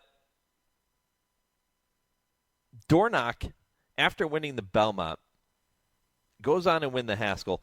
But the Belmont card every year is stacked, right? You have the Met Mile, the Ogden Phipps, the Jaipur, all those big races. Well, the Met Mile featured the return of National Treasure, who at that point, I think a lot of us were still searching for that star in the older horse division, and we were thinking, maybe he's the one. He didn't disappoint in that race either. They come to the quarter pole. National Treasure trying to fend off this bid, and he's done it. He's opened up 3. National Treasure, in the blink of an eye, has opened up a 5-length advantage with a furlong left to go. White Abarrio wanders out in the center of the racetrack. Castle Chaos and Post Time. It's a 1-horse race. National Treasure and Flavian Prat making short work of the competition, devastating them in the Hillendale Metropolitan Handicap. It was a photo for second between Post Time and Hoist the Gold. Castle Chaos was next in 1:35 flat. Yeah, I think racing found its star in the Met Mile with National Treasure and his performance that day. A couple of stars met in the Ogden Phipps on the Belmont undercard as well. Idiomatic and Randomized. Idiomatic doing it effortlessly on the outside of Randomized, who will try to fend her off. Pretty Mischievous is down on the inside. Raging Sea swings deepest of all. They're at the top of the stretch, and Pretty Mischievous coming after Randomized. On the outside, Idiomatic has a lot of work to do. Randomized digging in. Idiomatic all out. Soul of an Angel has come through on the inside. A 16th to go. Joel Rosario begging Randomized on the inside of Idiomatic. An absolute thriller. Here it is. Randomized and Idiomatic in a dramatic photo finish in the Ogden Phipps, presented by Ford. It's a photo finish. A photo finish that would go to Randomized, defeating champion Idiomatic that day. Both of those horses saying, okay, we are leaders in this older female division. Ironically, neither would find themselves into the starting gate of the Breeders' Cup Distaff at Del Mar later in the season. It's not often that horses like National Treasure, Randomized, door knock could be overshadowed. And I'm not saying they were, but there was one performance on Belmont Day this year on the undercard that many people are still talking about today and may not forget. They have to catch Cogburn, who turns for home loaded with a 3-length advantage. He's running powerfully. Coppola is racing in second. A wall of horses trying to get through, including Star of Mystery. And on the outside, Arzak is finding his best stride. Center of the course, Mischief Magic, but Cogburn dominates the Jaipur, wins by 4.5. It's a 3-way photo for second, including Arzak, Star of Mystery, and Coppola. Yeah, dominates the competition, does it in that incredible time of 59.80 for 5.5 furlongs on the turf. It was absolutely sizzling. That record performance by Cogburn, one that so many people are going to remember for a very long time. The summer racing season also makes a stop at Colonial Downs in Virginia. And if you recall, for many years, the Beverly D, the Arlington Million, those races were held at Arlington Park. Then they moved to Churchill Downs, and now they found a new home at Colonial.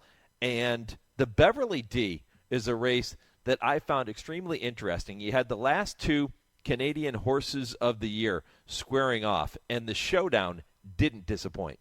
Fev Rover brings him to the top of the stretch in the Beverly D, but company is coming. Here's Moira on the outside trying to charge after Fev Rover. Nadette going to swing toward the center of the course for the final furlong. Fev Rover on the inside of Moira. They're racing well apart. Nadette going to try to split the two of them. Moira on the outside, Fev Rover on the inside. These two for a final 16th of a mile. Fev Rover and Moira. Nadette back in third. It's Moira and Fev Rover. Moira just in front. Moira, I think she got it. Fev Rover was right there in the photo. Then came Nisi Marie and Nadette, who photoed third. Yeah, it was Moira who got it, and that would be a prelude of things to come looking ahead to the Breeders' Cup. We'll hear more on that coming up in just a little bit.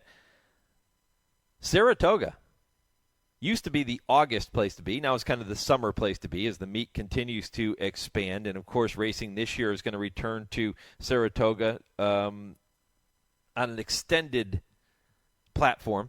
And the signature event of the meet is always the Travers Stakes, and this year it was an incredible showdown, and people were wondering who would emerge as the top 3-year-old in the country. And Sierra Leone is revving up fifth. He's 4 lengths off the new leader, Fierceness. 3/4 in 1:11.3. They're at the top of the stretch, and Fierceness takes command. Sierra Leone is coming with his run on the outside of Torpedo Anna, who's currently second. They're in the final furlong. Johnny V asking Fierceness for everything he has. 3-length lead. Torpedo Anna running her heart out and coming with every stride. Fierceness, Torpedo Anna in an absolutely dramatic conclusion. The champ is back. Fierceness holds off a gallant Torpedo Anna to win the DraftKings Travers. Sierra Leone was third. I don't know if people could have thought more of Torpedo Anna than they already did going into the Travers, but the filly taking on the boys and the way she ran so gallantly in her runner-up performance, nearly running down the juvenile champion in the final strides, I would venture to say that many of us started to look at her in an even more rarefied air after that performance, even though she didn't win. But Fierceness proved, okay, I'm the best 3-year-old in the country of any gender. But Torpedo Anna ran extremely well, and we're going to hear more from Torpedo Anna in just a little bit. You heard Idiomatic and you heard Randomized in that tremendous showdown in the Ogden Phipps on the Belmont undercard. Well, there was a mare on the West Coast that was making some serious noise as well and wanted people to not forget about her, and she came back in the Clemenceau Hirsch, and here's what she did. Dear Manor still has 6 to make up, and then Flying Connection. They turn for home, and Salah now still keeping on going. Salah by 3. Adair Manor now coming fast on the outside. Adair Manor's gaining ground with every stride. Adair Manor, Salah. Adair Manor has got her. And Adair Manor and Juan Hernandez will take the Clemenceau Hirsch. Second place went to Salah. It gets pretty close here for third. It'll be either Flying Connection or Desert Dawn.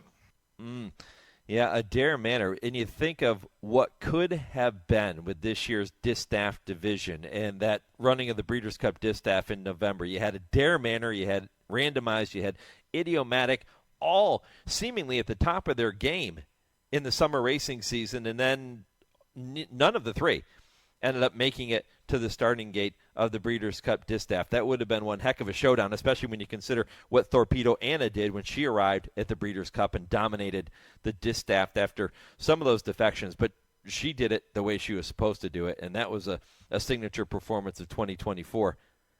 Well, speaking of Idiomatic, she came back in the Spinster at Keeneland looking to defend her title, and here's the way that went. It is still Idiomatic, untested so far. Candy's giving chase. Candy is second, still 3 lengths off the lead. And then Loved is third. They turn for home, and Candy makes a run at Idiomatic. Loved is third toward the inside. As they work their way toward the final furlong, a Colt is fourth on the grandstand side. Idiomatic still leads, though. Final furlong of the Juddmonte Spinster, and Idiomatic just opens back up here with every stride. 3-4 lengths to the good. A Colt goes to second. Candy, then Loved is fourth toward the inside. No catching. Idiomatic winning the Juddmonte Spinster for Florent Giroux. No catching her indeed. Boy, was she good that day in the Bluegrass at Keeneland. One of my personal favorite things about the fall racing season is you start to see some of the leading 2-year-olds emerge, both on the Colt side of things and on the Philly side of things. You get excited about the Kentucky Derby picture, what that could look like going into the new year. One of the horses that was making a lot of noise in the Big Apple was Chancer McPatrick. Here comes Chancer McPatrick up on the outside. They're approaching a quarter mile left to go. The posted half-mile time, 45.59. 3 quarters in 1 minute 11-1. And the leader is Tip Top Thomas, but has to deal with Chancer McPatrick, who's rolling down the center of the racetrack. Tip Top Thomas to the inside. Chancer McPatrick with every shot to run this rival down. And now Chancer McPatrick is in front. A 16th left to go. Was last, now first. And Chancer McPatrick wins the Champagne impressively and punches his ticket to the Breeders' Cup. Chancer McPatrick wins it over Tip Top Thomas. Finishing third was Moplex in 1 minute 36.51. I love closers. Horses that come from far back, make that late run. Chancer McPatrick is one of those. And yeah, I know they always need some help on the front end to set up the race for them. At least most of the time they do. Sometimes they overcome it. But Chancer McPatrick proved he was the real deal with that win in the Champagne, and I think you're going to hear more from him as we move into 2025. I also think you're going to hear more from the Breeders' Futurity winner, East Avenue. They're coming to the top of the short stretch, and East Avenue leads it by 5 lengths as they turn for home. Ferocious second a length, and Dapper Moon is third off the final turn. It is East Avenue working into the final furlong of the Claiborne Breeders' Futurity. Maintains a 5-length lead back to Ferocious in second. Dapper Moon is third. East Avenue will prove much the best in the Claiborne Breeders' Futurity. Tyler Gaffalione checks over his shoulder. A widening margin at the wire for East Avenue. 1 minute 43.17 seconds. He wins it. Ferocious home second, followed by Filoso, who made up a lot of ground to come from far back. Yeah, very impressive effort from East Avenue. Of course, would go on to the Breeders' Cup, and we'll look back on that race here in just a couple of minutes. The other race that I always love on opening weekend of the fall meet at Keeneland is the Turf Mile. And there have been so many top-notch horses to win that race and go on to do great things. Horses like Wise Dan and Gio Ponte. You remember going back even further into the 90s, a horse named Dumani won that race a couple of times. Well, this year's renewal was won, if you like movies, by a former greenskeeper. On to the final turn they go. Carl Spackler shows the way.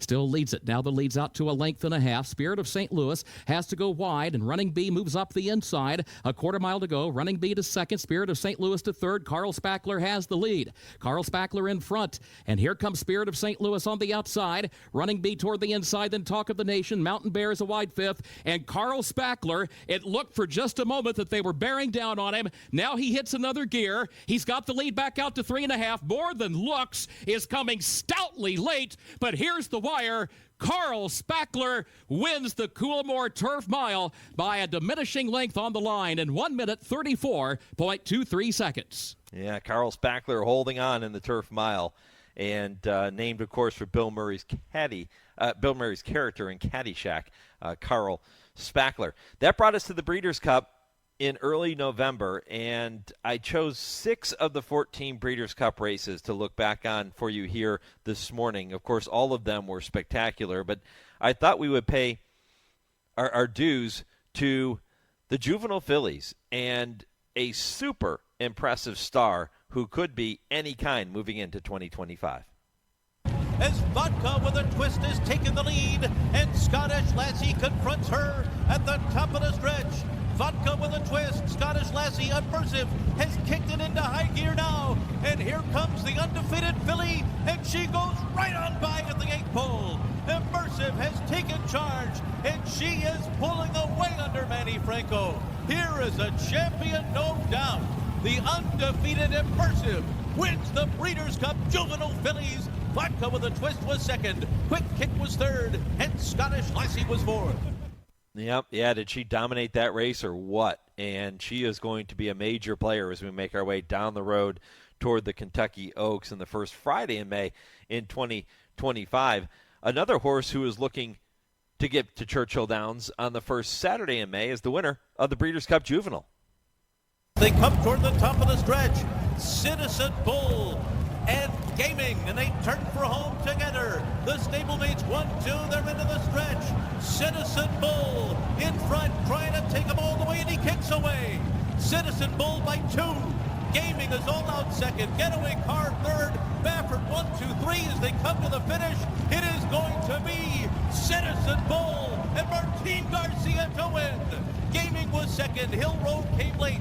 Grabbed third from Getaway Car in the Breeders' Cup Juvenile. Yeah, Citizen Bull pulling off a bit of an upset there in the Juvenile, and he'll point now for the Kentucky Derby in early May, and he is trained by who else? Hall of Famer Bob Baffert, who is eligible to come back to the Derby in 2025. That will be a major storyline, no doubt.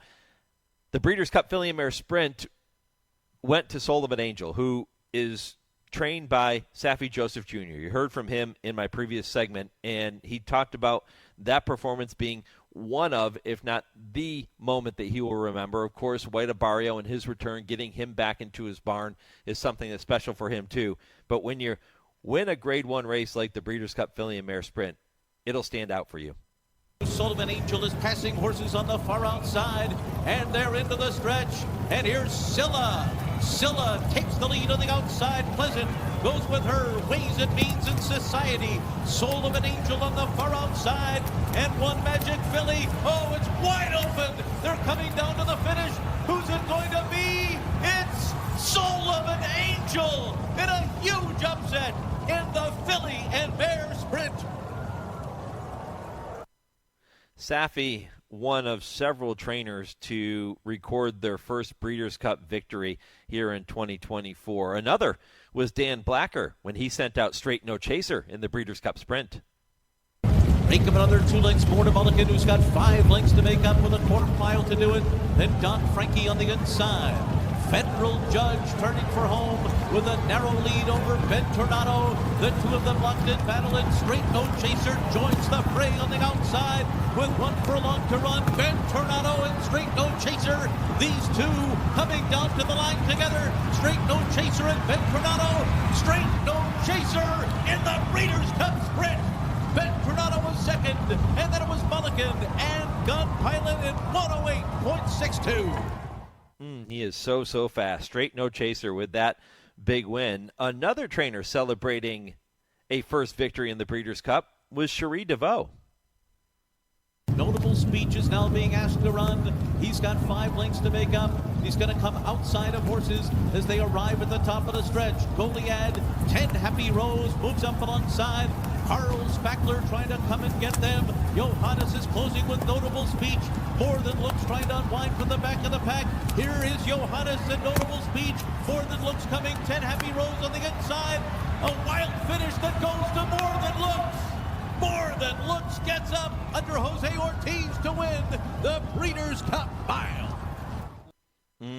Yeah, more than looks, Cherie DeVoe. Congratulations, by the way, to all of the first-time Breeders' Cup winning trainers who got to celebrate and hoist that trophy back in early November. One more for you, and I bet you can guess what this one is. Trainer Chad Brown had saddled a multitude of Breeders' Cup winners in his career, but the Breeders' Cup Classic wasn't among them until now. And they're into the stretch, and Sierra Leone has circled up on the outside to take the lead. Fierceness battles on second. Newgate behind them. Forever Young on the far outside. Sierra Leone. Fierceness digs in. Newgate. Forever Young. Sierra Leone close to home. Sierra Leone does it in the Breeders' Cup Classic. Fierceness was second. Forever Young was third. Newgate fourth. And then came Senor Buscador. Today was the day that he got it done. It was Sierra Leone. Yeah, well said, Larry Colmus. Today was the day that he got it done. And if you joined me in the first hour of the program when I looked back at the first half of 2024, you heard me talk about Sierra Leone and how after his win in the Bluegrass, we were talking about him being the horse to beat. Many people were the horse to beat in the Kentucky Derby, and they weren't wrong. He ran a tremendous race, just didn't get up for the victory. And then he kind of got the label of a horse that, is still kind of figuring it out and wasn't putting it all together. Well, he did. He put it together in the Breeders' Cup Classic in a big way. Fierceness ran tremendous. Forever Young ran a tremendous race. And I think one thing that we can take away from that, oftentimes I'm asked about the strength of the 3-year-old crop. What do I think about the 3-year-old crop? Is it a good crop? Is it a subpar crop? And I always answer the same way every time. I don't think you can make that judgment until the 3-year-olds start facing older horses later in the season. And I think if you were to give a knee-jerk answer to that question after the Triple Crown and you were to say, well, we had 3 different winners of the Triple Crown races again this year, it can't be a very good crop. Nobody stood out. Well, I think what you had was a lot of really good, high-quality 3-year-olds.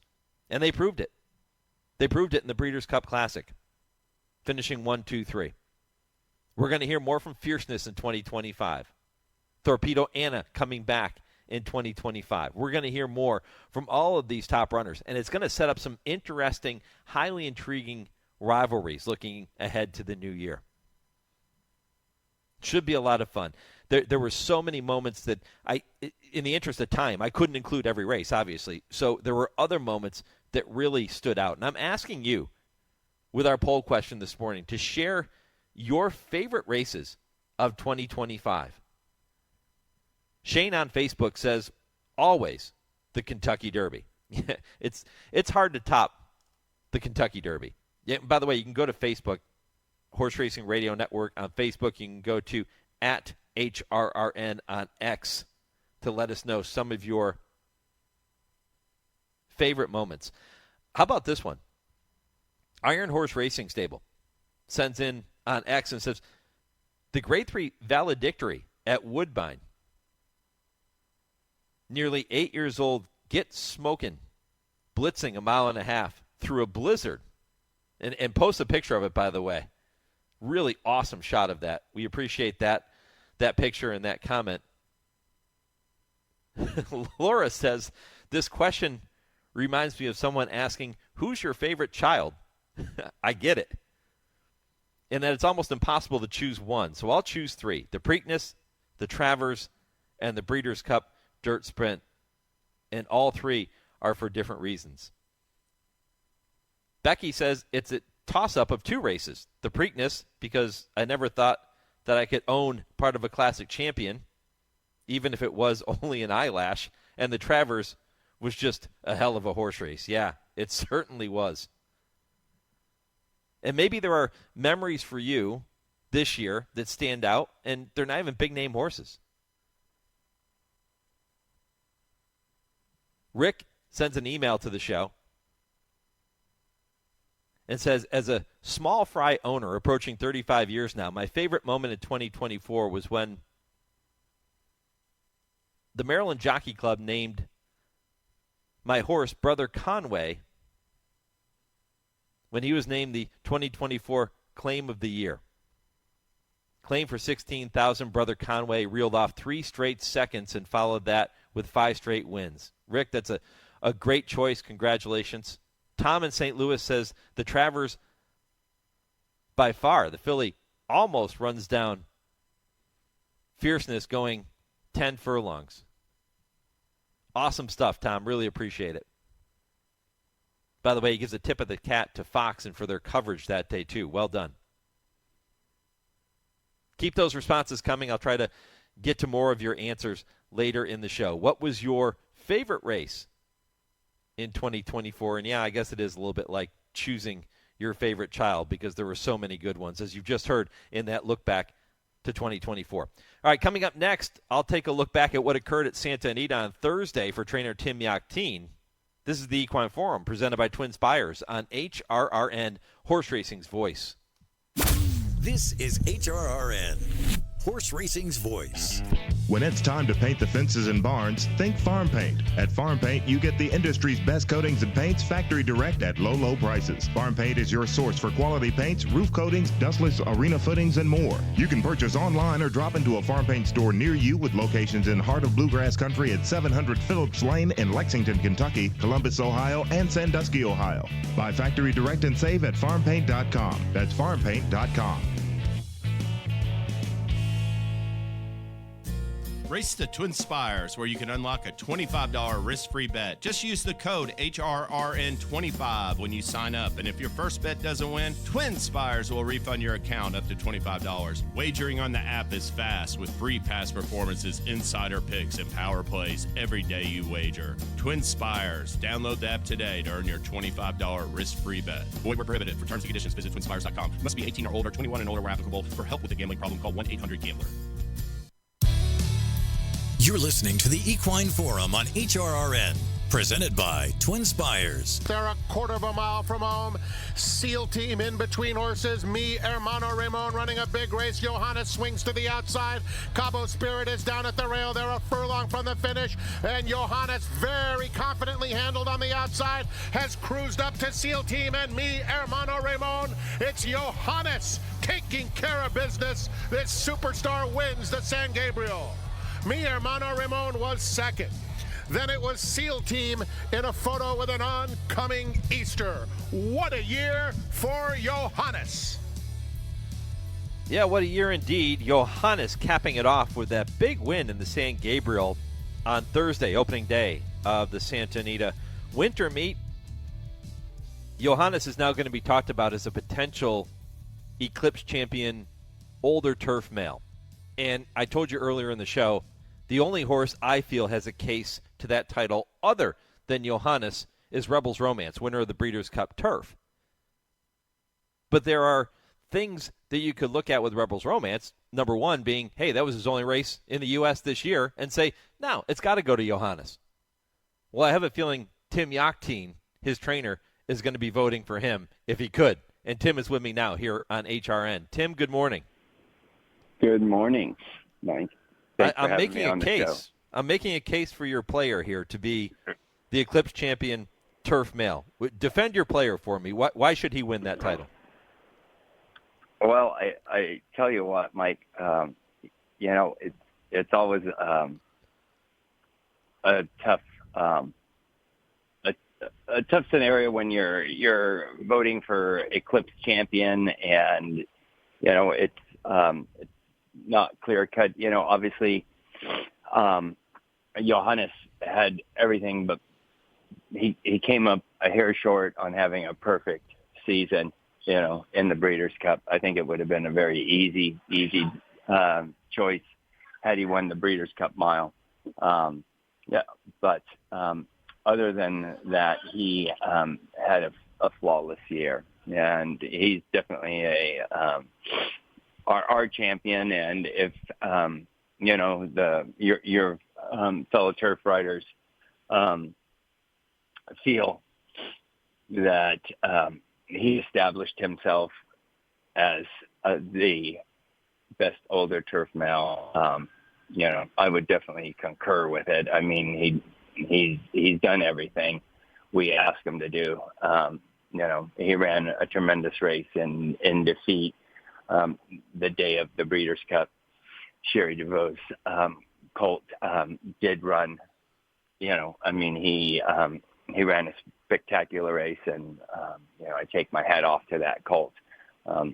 But when you run all year long, like we did, and you show up every time, I think there's a lot of credibility that goes to that and what the Eclipse Awards are meant to be. Yeah, Tim, I couldn't agree with you more. I think that if he were to have won the Breeders' Cup Mile, and again, he falls 3/4 of a length short. It's not like he finished dead last in that race. If he were to have won that race, I don't think there's any question that he probably ends up getting the majority of the votes and he gets the Eclipse Award in that division. Did you feel like after he ended up second that day that you needed to bring him back one more time in a race like the San Gabriel to cement his case, or was that the plan all along? There was no game plan post Breeders' Cup. Post Breeders' Cup, we were evaluating, looking to how we were going to campaign next year. We definitely did not campaign for what I would call the Eclipse Award. Obviously, I personally felt there was a lot riding on the Breeders' Cup, which there was, because he had a flawless year, and if we could have capped it off with the win, I think the story would have been much easier, and you would have had a clearer picture. I tried to go ahead and give him some time and just go into the Pegasus off of a little bit of a breather. But he had come out of his Breeders' Cup race so well, and I was trying to lighten up on this training, and he was really feeling well. And I thought, after watching him train for a little bit, it would be easier on him and myself to go ahead and run in the San Gabriel. That was basically, almost 8 weeks from the Breeders' Cup. And hoping that we didn't have to, lay our body down and throw a gut-wrenching race and use the San Gabriel as a prep for the Pegasus. And I'm hoping that's what we got. You never know until you come back and you run them. Horses can fool you. He's come out of his race in great shape so far. Obviously, we haven't been back to the track with him, but he looks like he cooled out exceptionally well. And that's how we ended up in the San Gabriel to sum it up. Umberto Rispoli seems to be a really nice fit for him. They just get along well. He runs well for Umberto. Why have they had that great connection? They obviously they seem to click really well. He looks like he's a fun horse for me to watch in the races, and you're always you never know until they push the button. But in the San Gabriel, I can't say that we had the perfect trip. I thought there were several other horses that had better trips. But when you're talking about a horse that, possibly going to be an Eclipse, in the Eclipse running, he ran that type of race where, the other horses got first run on him. Umberto had to wait. And then in the lane, he just rode him confidently and was able to take the lead. Johannes does. When he gets to the lead, he does idle a little bit, so Umberto knows that, and it just sort of set up well. He's a horse that has just been so honest for his entire career, and once you moved him to the turf, he became just a monster, Tim. 7 wins, now 8 wins from 13 starts in his career. When you shipped him to Churchill for the American Turf back in May of last year, he ends up finishing 5th. But my take on that race is he had some trouble. He found himself further back than he wanted, and he came running really well at the end. First of all, tell me if I'm right in that assessment, and if I am, does that give you more confidence shipping him to the Pegasus. Yeah, he shipped well because he can be a little edgy at times. That's just, it seems like that's sort of in the family. But he handled shipping into Churchill absolutely beautiful. Obviously, Derby weekend, you've been there. If you're going to test a horse's constitution and his mental ability, that's the day that they're going to get tested, because of the crowd size. And he handled that really well. Had trained exceptionally well going into that race, and we were just unlucky that day. And he ran a phenomenal race that day in defeat. We gave him some time off, some well-deserved time off, and mapped out our campaign for 2024. And you can map out a campaign, and it doesn't always fall into place because of a number of variables that you have no control over, or we don't.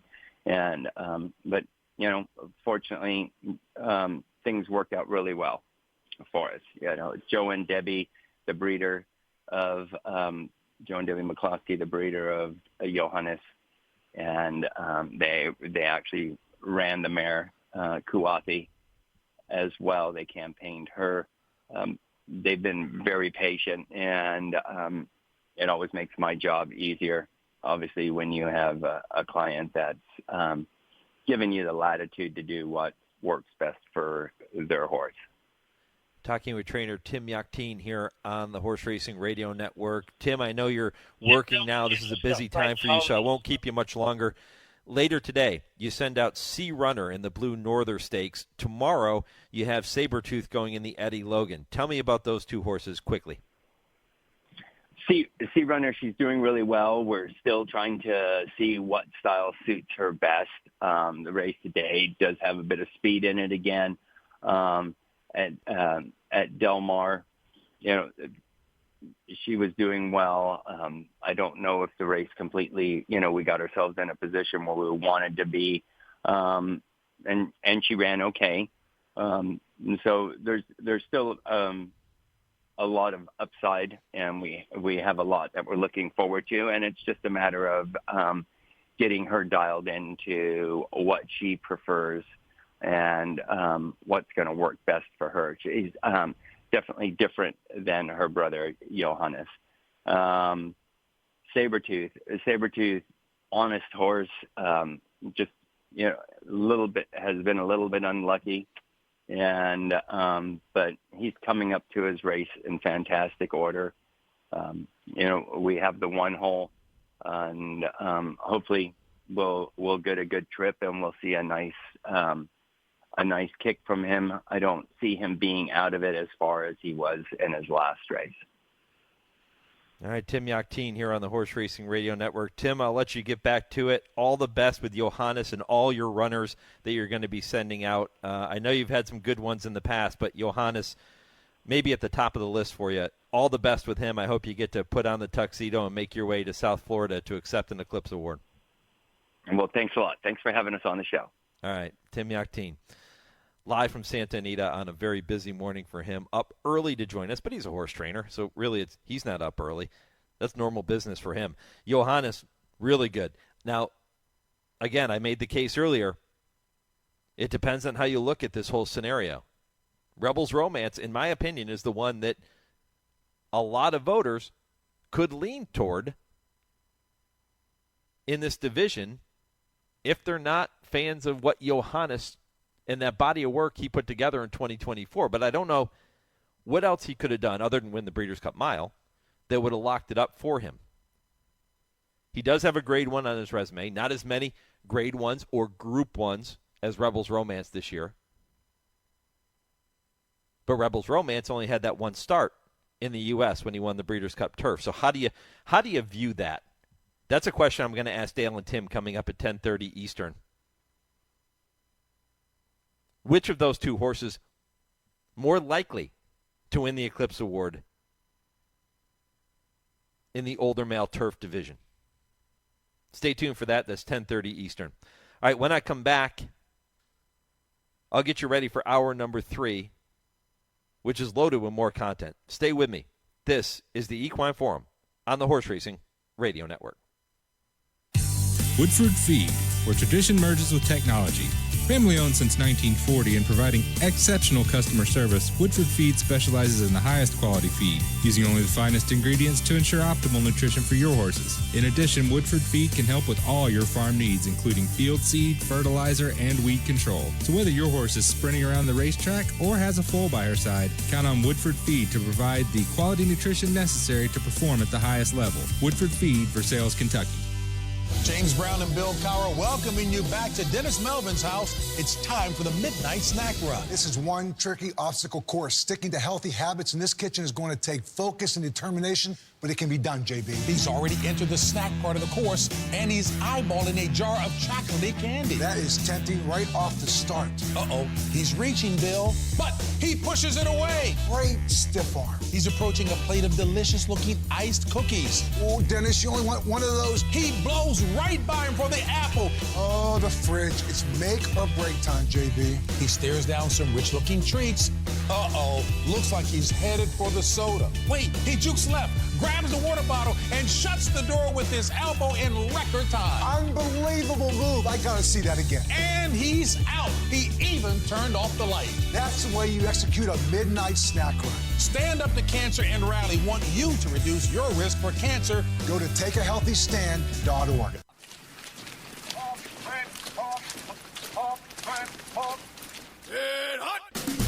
My battle buddies and I attended the NHL Stadium Series at Yankee Stadium. We had never been there before, and two of us had never seen a hockey game.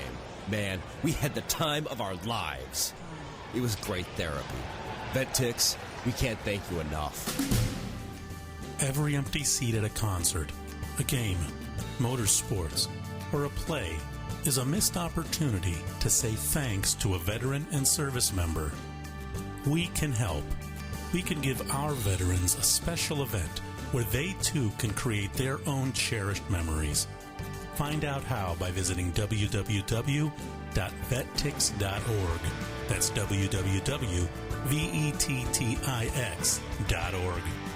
Find out how you can make a difference in a veteran's life.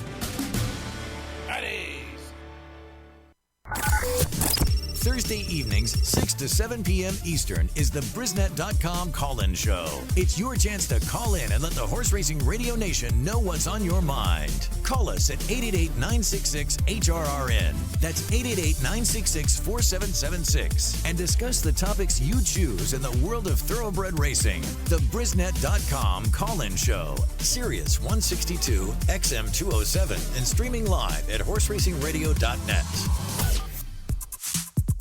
You're listening to the Equine Forum on HRRN, presented by TwinSpires. Well, the Great Race Place is once again the place to be this weekend. You just heard me talk to trainer Tim Yakteen. 90 years of running at the Great Race Place. Special first post today, by the way, is 11:30 a.m. Pacific. Tomorrow, first post at 12 p.m. Pacific. New wagers for the Classic meet include the $2 Pick 6 on the last 6 races of the day, and the following wagers all offer player-friendly 15% takeouts. The $3 All-Turf Pick 3, you've got the $3 Late Pick 3, the $5 Late Double, and then the Coast-to-Coast Pick 5 Santa Anita and Gulfstream sequence, which is every Saturday and every Sunday. And don't forget to play in the free online Showviver contest. Plus, play in Santa Anita's Pick'em contest, including props from across the sports world, including horse racing. All of that is at santaanita.com. Yeah, the winter racing season in full swing. You got the championship meet down at Gulfstream as well. And again, the Mr. Prospector, the feature race today. You heard from Saffie Joseph Jr. earlier in this second hour of the program talking about White Abarrio and this being the next stepping stone toward the Pegasus World Cup. And they had thought about going to the Harlan's Holiday and running him long, but they decided, okay, let's go 7/8 of a mile again, give him the 2 7/8 and then stretch him out to 1 1/8 miles. And I don't think that's a bad play. I mean, look, we know White Abarrio can handle the longer distances. 1 1/8 is not going to be an issue. That's right in his wheelhouse. Plus, he's going to run that race on his favorite racetrack at Gulfstream. So he just needs to see him handle his business well today. Doesn't necessarily need to win by 10 like he did against inferior allowance competition last time out. He was supposed to win that race the way he did. But a nice effort, a nice win today, and White Abarrio will be on his way to the Pegasus World Cup in late January.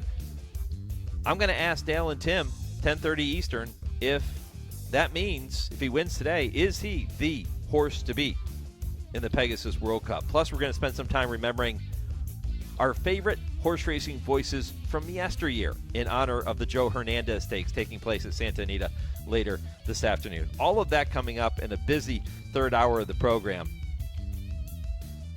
Keep the poll question going at HRRN on X, Horse Racing Radio Network on Facebook, or email the show, mike@horseracingradio.net, to let me know your favorite race of 2024.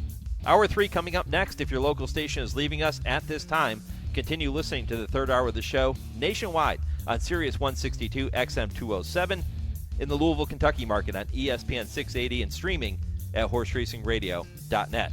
Hour 3 coming up next, right after this 10-second pause. For Station ID, this is the Horse Racing Radio Network.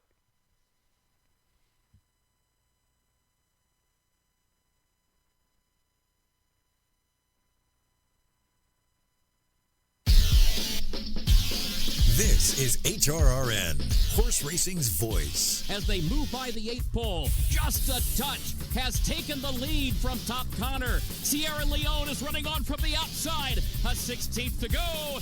Sierra Leone comes forward for the lead and deep stretch and wins the Toyota Bluegrass. But they've got 2 lengths to make up on Mystic Dan, who's begging for the wire. Forever Young and Sierra Leone keep on coming. Sierra Leone, Forever Young, and Mystic Dan. A wild finish. Here's the wire. Photo finish. 3 noses on the wire. Mystic Dan, Sierra Leone, and Forever Young in an international thriller. Welcome to the Equine Forum, presented by TwinSpires. Johnny V asking Fierceness for everything he has. 3-length lead. Torpedo Anna running her heart out and coming with every stride. Fierceness. Torpedo Anna in an absolutely dramatic conclusion. The champ is back. Fierceness holds off a gallant Torpedo Anna to win the DraftKings Travers. As they come to the top of the stretch in the Breeders' Cup Distaff, and Torpedo Anna begins to move away. 1 furlong to go. She's in front by 2. Raging Sea still there, trying to fight for second. Then Candied in third. But this brilliant filly's going to take them all the way. Torpedo Anna, what a year for her. Now here's Mike Penna. What a year for Torpedo Anna. What a year for so many horses and connections in the sport of thoroughbred racing. Happy to have you back with me. Hour 3 of the Equine Forum. Mike Penna, Baron of the Backstretch. 1 more hour left to go here on the show in 2024. Of course, Happy New Year to each and every one of you throughout HRN Nation. Happy to have you tuning in with me again this morning. Covered a lot of ground in the first 2 hours, as we typically do, getting a chance to look back on opening day of Santa Anita, the day after Christmas, and all the big stakes races there. You heard from some of the connections of some of the winning horses. Looking ahead to today's Mr. Prospector with the return of White Abarrio, who was a heavy favorite in that race at Gulfstream. We talked about that in the first couple of hours. If you missed any portion of the show, head back to our website, horseracingradio.net. You can listen whenever you get some time, and do that too on every podcast platform. Well, Hour 3 begins as it does every week with the TwinSpires Triple Play. James Scully will give you 3 races you can keep an eye on and bet at TwinSpires this afternoon. Kurt Becker, Stroll Through Racing History at 10:20, and at 10:30, I Ask, They Answer with Dale Romans and Tim Wilkin. Time now to begin Hour 3 with the TwinSpires Triple Play. James, good morning, my friend. Good morning, Mike. Always a pleasure to be on with you. I hope you had a great holidays. And, we've got some good racing today. Final weekend of the 2024. It's a time of year, entering the new year. We're really, excited about the 3-year-olds. The Derby, Oaks really start coming into focus. And even though we don't have a qualifier this weekend, we do have, I think we have 3 Derby preps a week from today. And we still have some good racing around the country. It was a great opening day at Santa Anita last Thursday. I want to mention real quick for everybody listening, TwinSpires.com is your place to bet the races. Right now for our players, if you go to our authors page, we got a ton of great promos for a lot of different tracks. Make sure you opt in for any of those promos. And we're in the live money handicapping contest business. We have a tab that's called the tournaments. Click on that tournaments tab. We have tournaments for all different budgets, lots of tracks offered. So you can go to that tournaments tab at TwinSpires.com and see the details in the schedule. And don't forget, you can catch James Scully with Bobby Newman every single Thursday here on the network, 6 to 7 Eastern with the BristNet.com call-in show. Your chance to call in and talk some racing with James and with Bobby every Thursday on this very same SiriusXM channel and streaming at horseracingradio.net. James, you were mentioning some of the Derby preps coming up next weekend, and I in the first half of the show, the second hour, I put together a little piece where we look back on some of the top moments of 2024, and one of those races was on New Year's Day last year. It was the Smarty Jones at Oaklawn. Catching Freedom was the winner of that race for Brad Cox, but the horse that was 5th in that race was a horse named Mystic Dan, who, of course, went on and did some wonderful things, winning the Kentucky Derby, and we know the rest is kind of history there.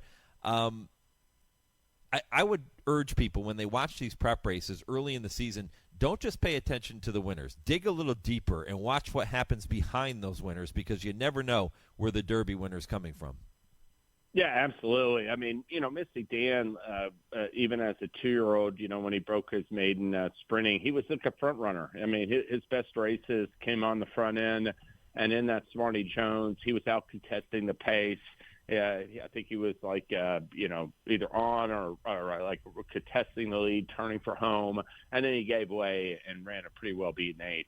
But he learned to he changed tactics, learned to relax, settle more, and put it all together to the next time out in the Southwest Stakes, and then went on to glory later in the spring.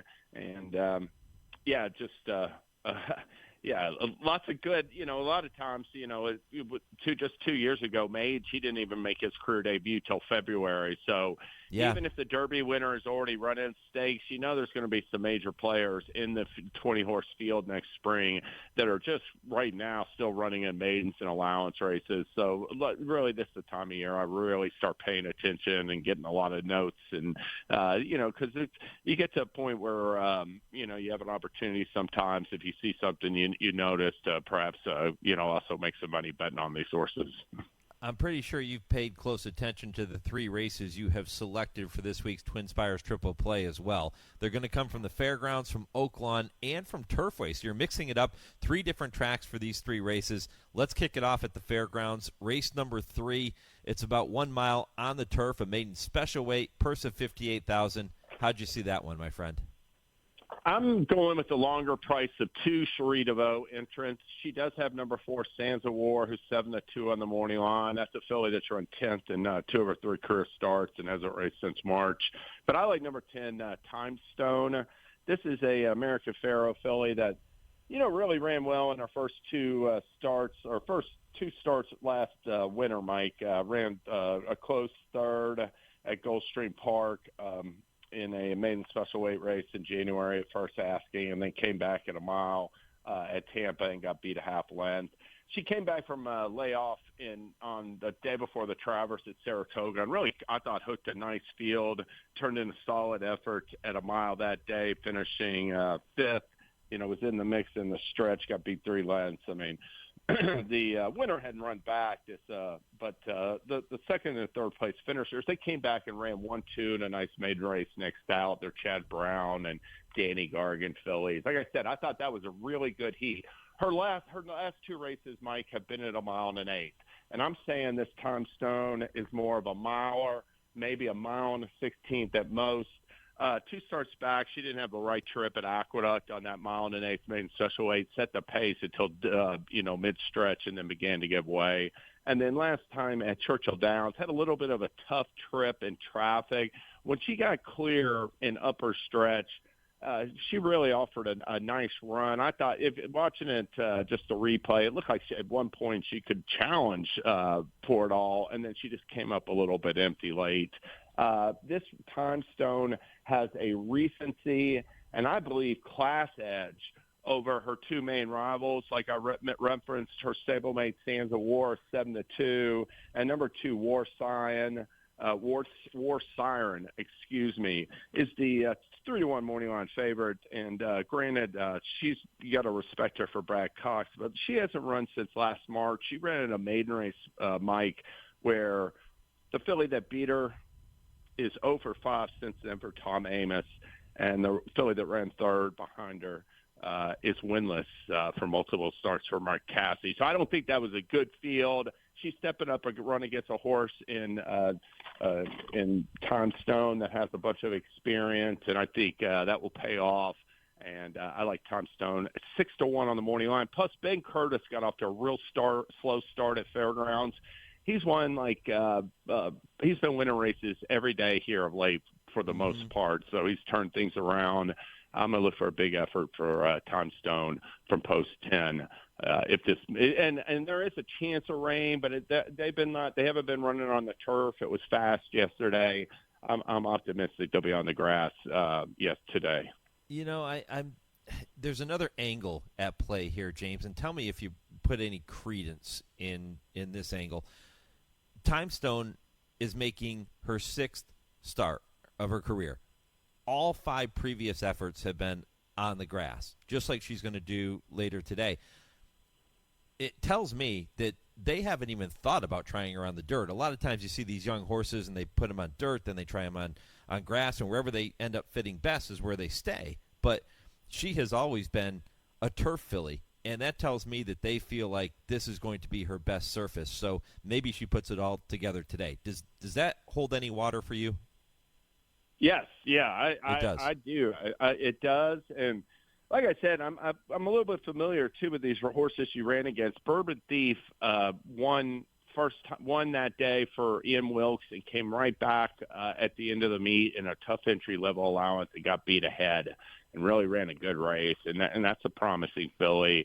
So I do think she's been keeping good company as well, and yeah, like you said, I think the cutback in distance to a mile, and I do think that she has the ability to be placed wherever she wants. She's not going to be on the lead, but she can be up close if the pace is slow or more towards mid-pack if it's pretty solid.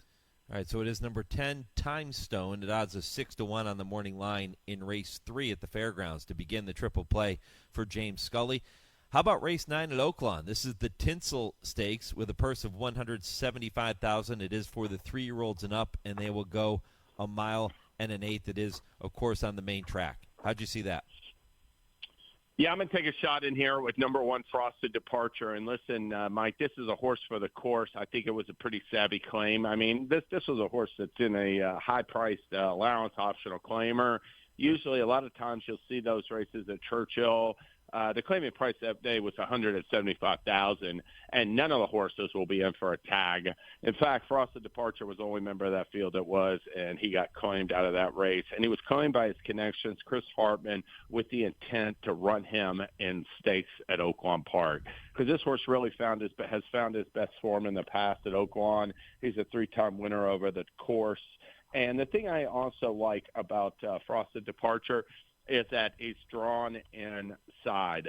I think if he was drawn to the outside of Unload and Horace Mann, who I believe if Frosted Departure breaks, those 2 rivals will be at best 2nd and 3rd, tracking him. He would have had to work out a trip with Walter De La Cruz. Walter De La Cruz almost 20% on early runners. There's a reason why Hartman put him on Frosted Departure. This horse, in his last start at 1 1/8 miles, his last start 1 1/8 miles, he broke from a far outside and going a 3-turn 1 1/8 miles to Charlestown and just never had a chance with that wide trip.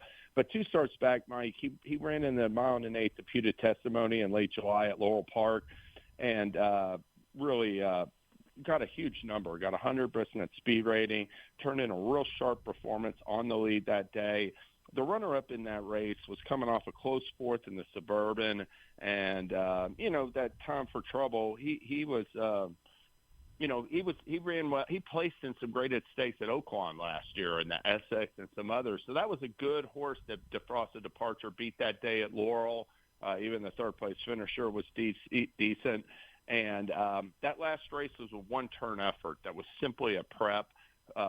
Chris Hartman, 38% win from his last 58 starts, second off the claim. He put in a bunch of fast works last month in this horse to get him real sharp, and he has him sitting on go today. So I like him from the rail if he breaks to lead all the way in the Tinsel Stakes, number 1 Frosted Departure. All right, Frosted Departure, a solid price on the morning line, too. 5-1 for the second leg of this week's TwinSpires Triple Play. We saw Peros a couple weeks ago win that Prairie Bayou. It's claimed for $40,000 by Maker a few starts earlier. Dougie Callens had that injunction. He claimed him. He took him right off the claim. He won the Michael Scherer Memorial at Horseshoe Indy. I think this is going to turn out to be a good claim because Hartman knows that this horse, Frosted Departure, runs his best races in Hot Springs. Mm-hmm. Yeah, he certainly does. And by the way, for fans of Field of Dreams, number 4, Horace Mann could be the play for you there in this race, too. Going to get a lot of respect at the windows, though, 2-1 on the morning line. Yeah, he's coming on for Phil D'Amato. I do think that the company, obviously he beat Track Phantom last time. He came back. We saw him run last weekend. He ran okay, but gave away pretty readily to Saudi Crown, leaving the far turn. But, he's stepping up to take on some horses, and I'm glad he's drawn outside of Frosted Departure because he's more that he and Unlow will be on the lead if they break on it and are running, but they're more than happy to sit up close and drawing the rail just really guarantees Frosted Departure. Like I said, he's got multiple wins in the last year from the rail post. He likes being inside horses. All right, so number 1, Frosted Departure, race 9 at Oaklawn, the Tinsel Stakes. Let's move on to the final leg you selected, James, and that is race 4 at Turfway, 1 mile on the all-weather surface. It's an allowance race with a purse of $81,000. How'd you see that one? I like in these races at a mile or longer at Turfway, one thing that I always look for are these horses that are switching from outside to inside post and have something going for them. And I like number 1, Silent Sunday in this race at 8-1 with Geraldo Corrales. This horse has 5 wins over the last 2 years. And, after William Morey got him last winter, he took him to Turfway, ran him in a claiming race, and he really overcame a tough trip from an outside post to win that day at Turfway. Really encouraging, showed an affinity for the surface. Since then, Silent Sunday has got nothing but better. He's run into much better horses. He's won both races at a mile distance. He's been competing at Woodbine. His only bad effort from his recent starts, Mike, is on the turf. So he clearly loves the synthetics. And I do think that this field has some liabilities. I'll just mention real quick his main rivals, number 5, Prince of Power, really ran poorly at Turfway in his lone attempt. Number 6, Universal Sound, was 6th in his lone try past 6.5 furlongs, a well-beaten 6th at 5-2, and the non-winners of 2 lifetime allowance. So I'm looking at him as Universal Sound as a little bit more of a sprinter, and I don't like the post for number 12, Burning Hot. He's just going to have to work out a trip from way out there. I like Silent Sunday. I think he's going to prove best in race 4 tonight, 8-1 on the morning line. Yeah, I love your angles there, too. 1 for 1 at Turfway, 2 for 2 at the distance. I do think this appears to be his best distance. We'll see if he can pull it off at a nice price, 8-1. Do you think we get 8-1, or does he get bet down, James? Well, knowing my past track record, he's going to get bet down. I mean, he'll be like 1-9. Open up. No, he'll be like 7-2, and I'll be like first flash, and I'll be like, please drift up. So. do you ever get off of a horse that you like because he gets bet down to a price that you don't want to bet, or do you say, you know what, I like this horse, I'm betting him regardless? Yeah, I definitely pull back off of them, so especially just like, I mean, I might still try to, hit a double or a multi-race, just taking a strong stand with them as a single. But, yeah, I've had a situation. I picked like a 15-1 shot, and everybody else is on. And it was just a terrible morning line, and it's sitting up there 5-2, and I'm just not betting it. Yeah. Yeah, I can see it that way, too. I think that if you like a horse and you like him at a certain price, you kind of set that bottom number and say if it goes below that, you have to have the discipline not to bet that horse, even if he wins or she wins. Absolutely. It doesn't matter. Yeah, I always get to ask these questions about New Year's resolutions as a handicapper and such, and it's always about discipline. It's always about having a strategy. It's always about, these big racing days have so many options and so many big horses and big events, and there's a and you're giving so many picks, but you got to still apply the same common sense that you do to big racing days that you do to day in and day out racing, and that involves discipline, and the name of the game is value. So the odds and the price does matter. Nobody's ever made money at this game betting chalk consistently. So I agree with what you're saying about that discipline approach. Not a single chalk selected for James Scully on this week's TwinSpires Triple Play. In race 3 at the Fairgrounds, he'll take number 10 Time Stone at 6-1. Race 9 at Oaklawn, he'll go with number 1 Frosted Departure at 5-1, and then in race 4 at Turfway, number 1 Silent Sunday, 8-1 on the morning line. James, good luck with those plays. Happy New Year, my friend, and all the best in 2025. Same to you, my friend Mike. Thanks again for having me on, and all the best to our listeners. All right, good luck. James Scully with the TwinSpires Triple Play. Remember to bet those races and all the races you're going to play this weekend and every weekend with TwinSpires. Coming up next, Kurt Becker takes you on his weekly stroll through racing history, and still to come, Dale Romans, Tim Wilkin. I ask, they answer. That's 10:30 Eastern. Stay tuned for that. This is the Equine Forum, presented by TwinSpires on HRRN. You're listening to HRRN, Horse Racing's Voice. Race the TwinSpires, where you can unlock a $25 risk-free bet. Just use the code HRRN25 when you sign up. And if your first bet doesn't win, TwinSpires will refund your account up to $25. Wagering on the app is fast with free past performances, insider picks, and power plays every day you wager. TwinSpires. Download the app today to earn your $25 risk-free bet. Void where prohibited. For terms and conditions, visit TwinSpires.com. Must be 18 or older, 21 and older where applicable. For help with a gambling problem, call 1-800-GAMBLER. Are you looking for a safe racehorse ownership experience? One that's simple, affordable, fun, and engaging? Being part of this type of racehorse ownership group is easier than you might think. Joining a racing group shouldn't break your budget. Finding a scenario that fits easily into your daily budget alleviates unnecessary stress and makes your experience so much more enjoyable. The intent should always be to create an additional adventure, not to give up something else in order to be a partner. When you're part of the connections at Mojo Racing Partners, you can own racehorses and still do all the other things you want to do. Mojo puts cost guardrails and caps on out-of-pocket expenses for newcomers and those who are more risk-averse.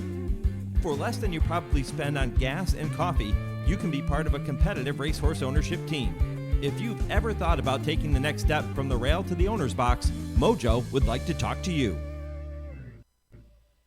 Owning a competitive racehorse gives you a thrill like no other. And it's Thormistor getting his second win and charging through for Danny Sorensen. Since 2006, Mojo Racing Partners has customized affordable racehorse ownership groups to help people experience this excitement. She's for you, home in front. For as low as $41 a month, you can be part of Mojo's winning connections. Get your Mojo working by visiting MojoRacingPartners.com. You're listening to the Equine Forum on HRRN, presented by TwinSpires. Hello, I'm Kurt Becker. Thanks for joining me as I take another stroll through racing history presented by Keeneland. He was a Grade 1 winner at 2, a Classic winner at 3, and at 4, he was a champion. And as we say goodbye to 2024, we look back at the career of this 5-time Grade 1 winner. His name was Lemon Drop Kid. Foaled on May 26, 1996 at Lane's End Farm in Versailles, Kentucky, Lemon Drop Kid was a bay colt by King Mambo out of Charming Lassie by Seattle Slew. Bred by William S. Farish and W.S. Kilroy, he came from a royal pedigree, as his mother was a half-sister to the dam of Classic winners A.P. Indy and Summer Squall. Described as well-bred, well-proportioned, and good-looking, Lemon Drop Kid sold at the 1997 Keeneland September yearling sale in the consignment of Lane's End Farm as agent. The hammer price was $200,000, and the purchaser was Jeannie Vance, wife of popular thoroughbred auctioneer Milton J. Dance Jr., better known in the industry as Laddie. Flint Scotty Schulhofer, a native of Aiken, South Carolina, and a former steeplechase jockey, would serve as trainer for Lemon Drop Kid throughout the colt's career. A Hall of Famer since 1992, Schulhofer had already trained 3 champions in his career, and Lemon Drop Kid was destined to become his 4th. Schulhofer would eventually call him the best horse we've ever had. As a 2-year-old in 1998, Lemon Drop Kid became a Grade 1 winner in his 4th career start and his first try at the stakes level. Taking Belmont's Futurity under John Velasquez, he would add a runner-up in the Grade 1 Champagne Stakes and a 5th place effort in the Breeders' Cup Juvenile before the year concluded. After winning his 3-year-old debut at Gulfstream Park, Lemon Drop Kid would finish an unlucky 5th in the Bluegrass Stakes at Keeneland, 9th in the 125th running of the Kentucky Derby, and 3rd on a muddy track at Belmont Park in the Grade 2 Peter Pan Stakes. Lemon Drop Kid would snap his brief winless streak on June 5, 1999 at the 131st running of the Belmont Stakes, prevailing by a head over Vision and Verse for a $61 upset under jockey Jose Santos. But his victory would be overshadowed by a career-ending injury to Charismatic, which understandably became the post-race focus of the 85,000 in attendance. A little over 2 months later at Saratoga, and with 51,000 spectators on hand, Lemon Drop Kid would once again battle Vision and Verse down the stretch, this time in the 130th running of the Travers Stakes. Santos again had the winning ride, as Lemon Drop Kid won by 3/4 of a length. Returning to Saratoga the following season, in August of 2000, Lemon Drop Kid went to the post as the favorite in the $1 million Grade 1 Whitney handicap, following successive wins in both the Brooklyn and the Suburban. The implications of the Whitney were not lost on Tom Durkin, who gives us the call.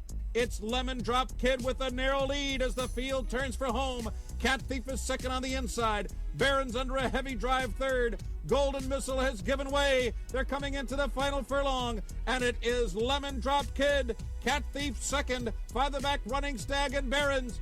Lemon Drop Kid beginning to pull away. Cat Thief doing his best, but he's still second best, and Barron's is third, and they're coming to the finish, and Lemon Drop Kid has done it. He wins the Whitney and rises to the top of the handicap division. With Edgar Prado aboard, Lemon Drop Kid won the Whitney for his 3rd consecutive graded stakes win, and he would run that string to 4 in a row with a triumph the following month in the Grade 1 Woodward at Belmont Park. That series of victories would propel him to honors as Eclipse Champion Older Horse for the 2000 season. Retiring to stud at Lane's End for an initial fee of $100,000, Lemon Drop Kid would become a successful sire at the top level of the sport with 52 graded stakes winners and 10 Grade 1 winners to his credit. Pensioned from stallion duty in 2020, he died in December of 2024 at the age of 28. As for memories of Lemon Drop Kid, there are several. There were his friends Theodore, Lillian, Rusty, Lulu, and Fuzzy, the cats and dogs at the Schulhofer barn, which helped him celebrate his Belmont Stakes victory. There was the drawing which hung on the wall behind Schulhofer's desk, created by a 9-year-old girl, which showed Lemon Drop Kid eating a lemon drop and standing outside a house made of lemon drops. There was Schulhofer's mother, age 99, who would watch Lemon Drop Kids races on television. There was his groom, who would whistle and sing and talk to him at the barn. And there were the men and women of Lane's End Farm, including stallion manager Peter Sheehan. We will cherish the memory of a tall, resolute horse who was always full of character, says Sheehan. His grooms knew to pay attention and to just be ready for his strength and determination when going to the breeding shed or his paddock. He loved apples, carrots, and peppermints, and seemed to appreciate the attention he received both from horsemen and racing fans who visited the stallion barn. He will be greatly missed by all who knew him. Please join me again next week when I take another stroll through racing history presented by Keeneland. For HRRN, I'm Kurt Becker. Kurt Becker with another fantastic story. If you did miss it, head over to our website after I finish up at 11 a.m. Eastern. And don't forget to subscribe to us on Podbean or Apple Podcasts to hear all of our weekly shows. Coming up next, I welcome Dale Romans and Tim Wilkin for this week's edition of I Ask, They Answer. This is the Equine Forum, presented by TwinSpires on HRRN.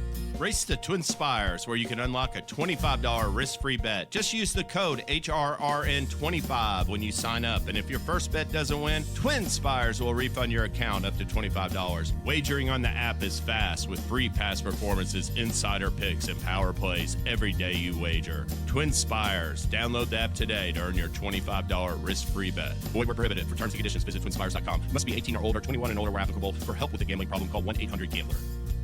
A two-time Grade 1 winner at Saratoga with nearly $2.5 million in earnings, and one of the best sons of Super Sire, Gunrunner. And it is Gunite, and he's going to win the 117th running of the hopeful. Gunite is maintaining the lead, and he will defeat Elite Power in the Forgo. Gunite posted 9 triple-digit buyers, won 9 races, and hit the board in 19 of 21 starts.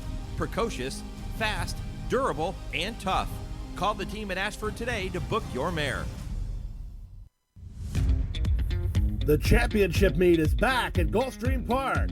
Come to Hallandale Beach and experience the best in live racing action Thursday through Sunday, plus an expanded event schedule. Join us trackside at the Carousel Club or head upstairs to 10 Palms Restaurant with an elevated view of the track. Enjoy the world's best horses, trainers, and jockeys as they compete all winter long. For stake schedules, reservations, and more, head to GulfstreamPark.com. This is I Ask, They Answer on the Equine Forum on HRRN. White Abarrio starts to get in gear. Vladislav will follow that move up at the outside fourth, just 2 lengths off the lead as Gatsby starts to swing wide. The half is 45 and forward. White Abarrio trying to tackle Flying Liam. Vladislav moves up at the outside third with a quarter mile left to run. It's White Abarrio who has taken over. Flying Liam had little resistance at the inside. It's far back to the rest. White Abarrio is opening up here under Irad Ortiz. It's White Abarrio, the South Florida Stroll. It is homecoming to Gulfstream Park. He was advertised here, the big favorite. White Abarrio takes it. Flying Liam was far back to be second. Vladislav finished third at 123-1. A dominating allowance win for the 2023 Breeders' Cup Classic hero White Abarrio. In his most recent start, he looks to take another step toward next month's Grade 1 Pegasus World Cup when he returns in today's Mr. Prospector. Does another convincing win make him the horse to beat on January 25th? Plus, we know names like McPeak and Chad Brown and Irad Ortiz Jr., but which trainers and jockeys make Dale and Tim's list of second-team All-American in 2024? And in honor of today's Joe Hernandez Stakes at Santa Anita, we look back on some of the legendary voices of racing. That's all ahead on our final 2024 edition of I Ask, They Answer with trainer Dale Romans and turf writer Tim Wilkin, and it's all presented by the University of Louisville Equine Industry Program in the College of Business, and it all starts just 30 seconds from right now. A spark turns into a dream, and your dreams fuel a love that will last a lifetime. Turn your passion into a career with experienced guidance, a thorough study of equine business, as well as opportunities to get your hands dirty and put your mind to work. Located in the heart of horse country, let your passion fuel your profession at the U of L Equine Industry Program. Apply today.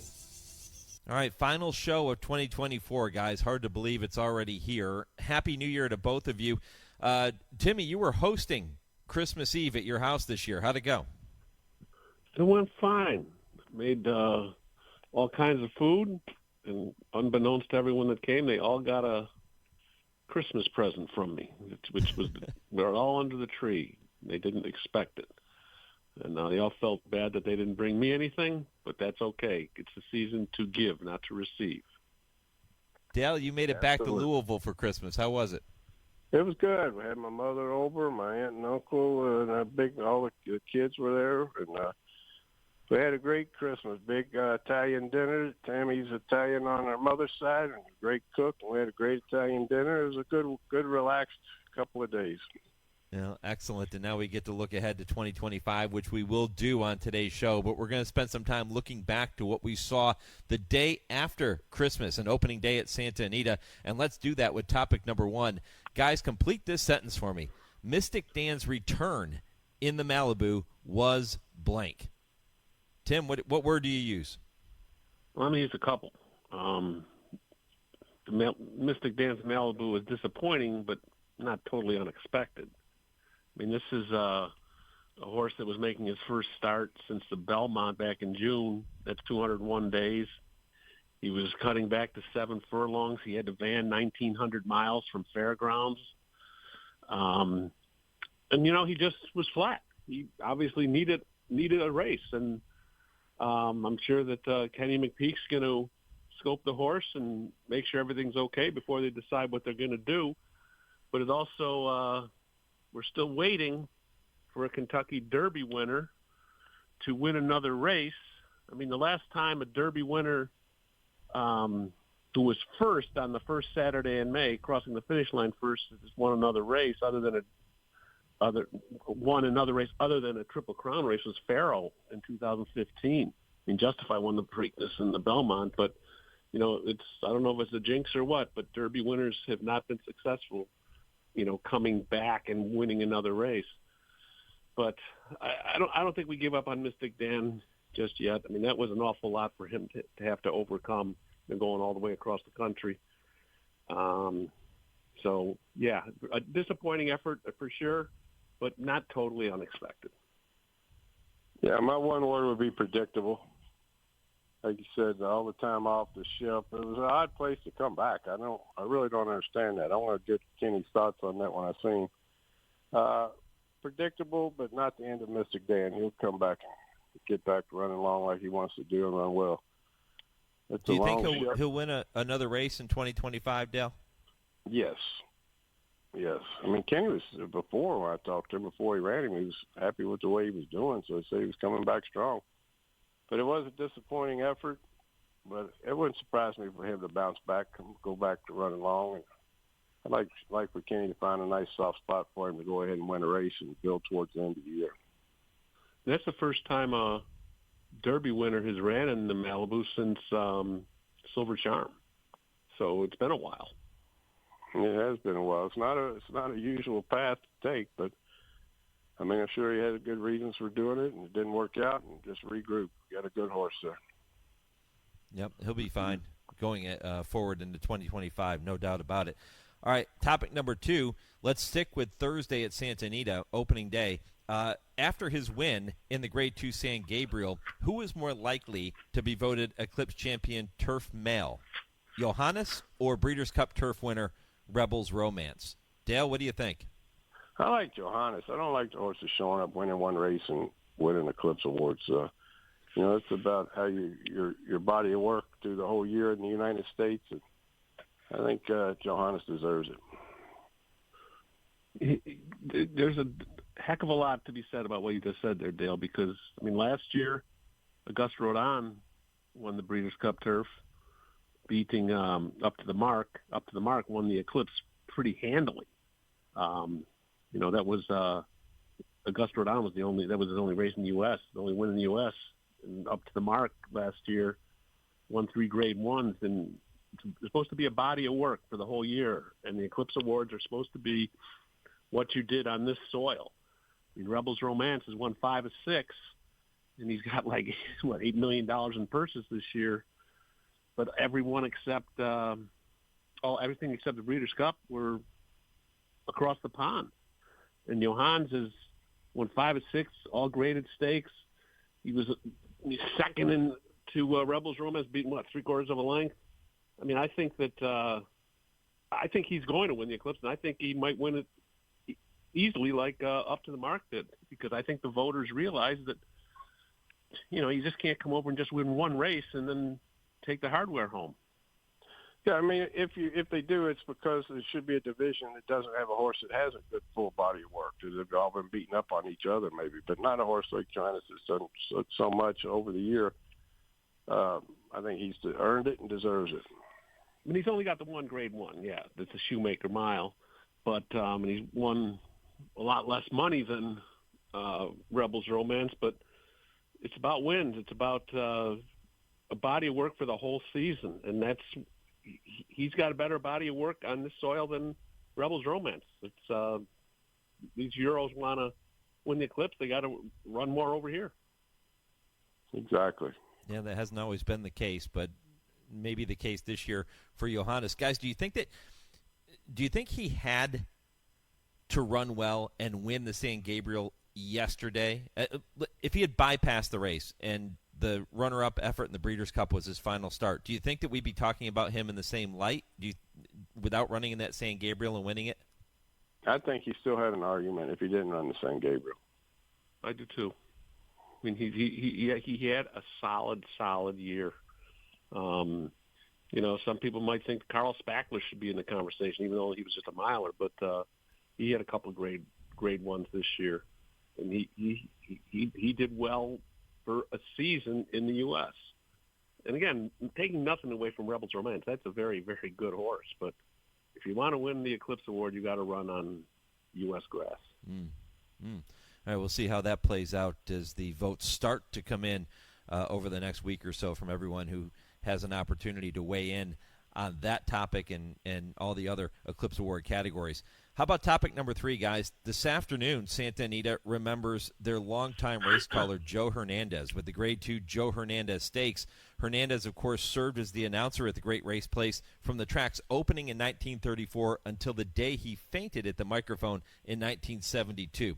Which announcers from yesteryear, those not currently calling races, do you guys consider to be among your favorites, and what things come to mind when you think of those particular announcers? Timmy?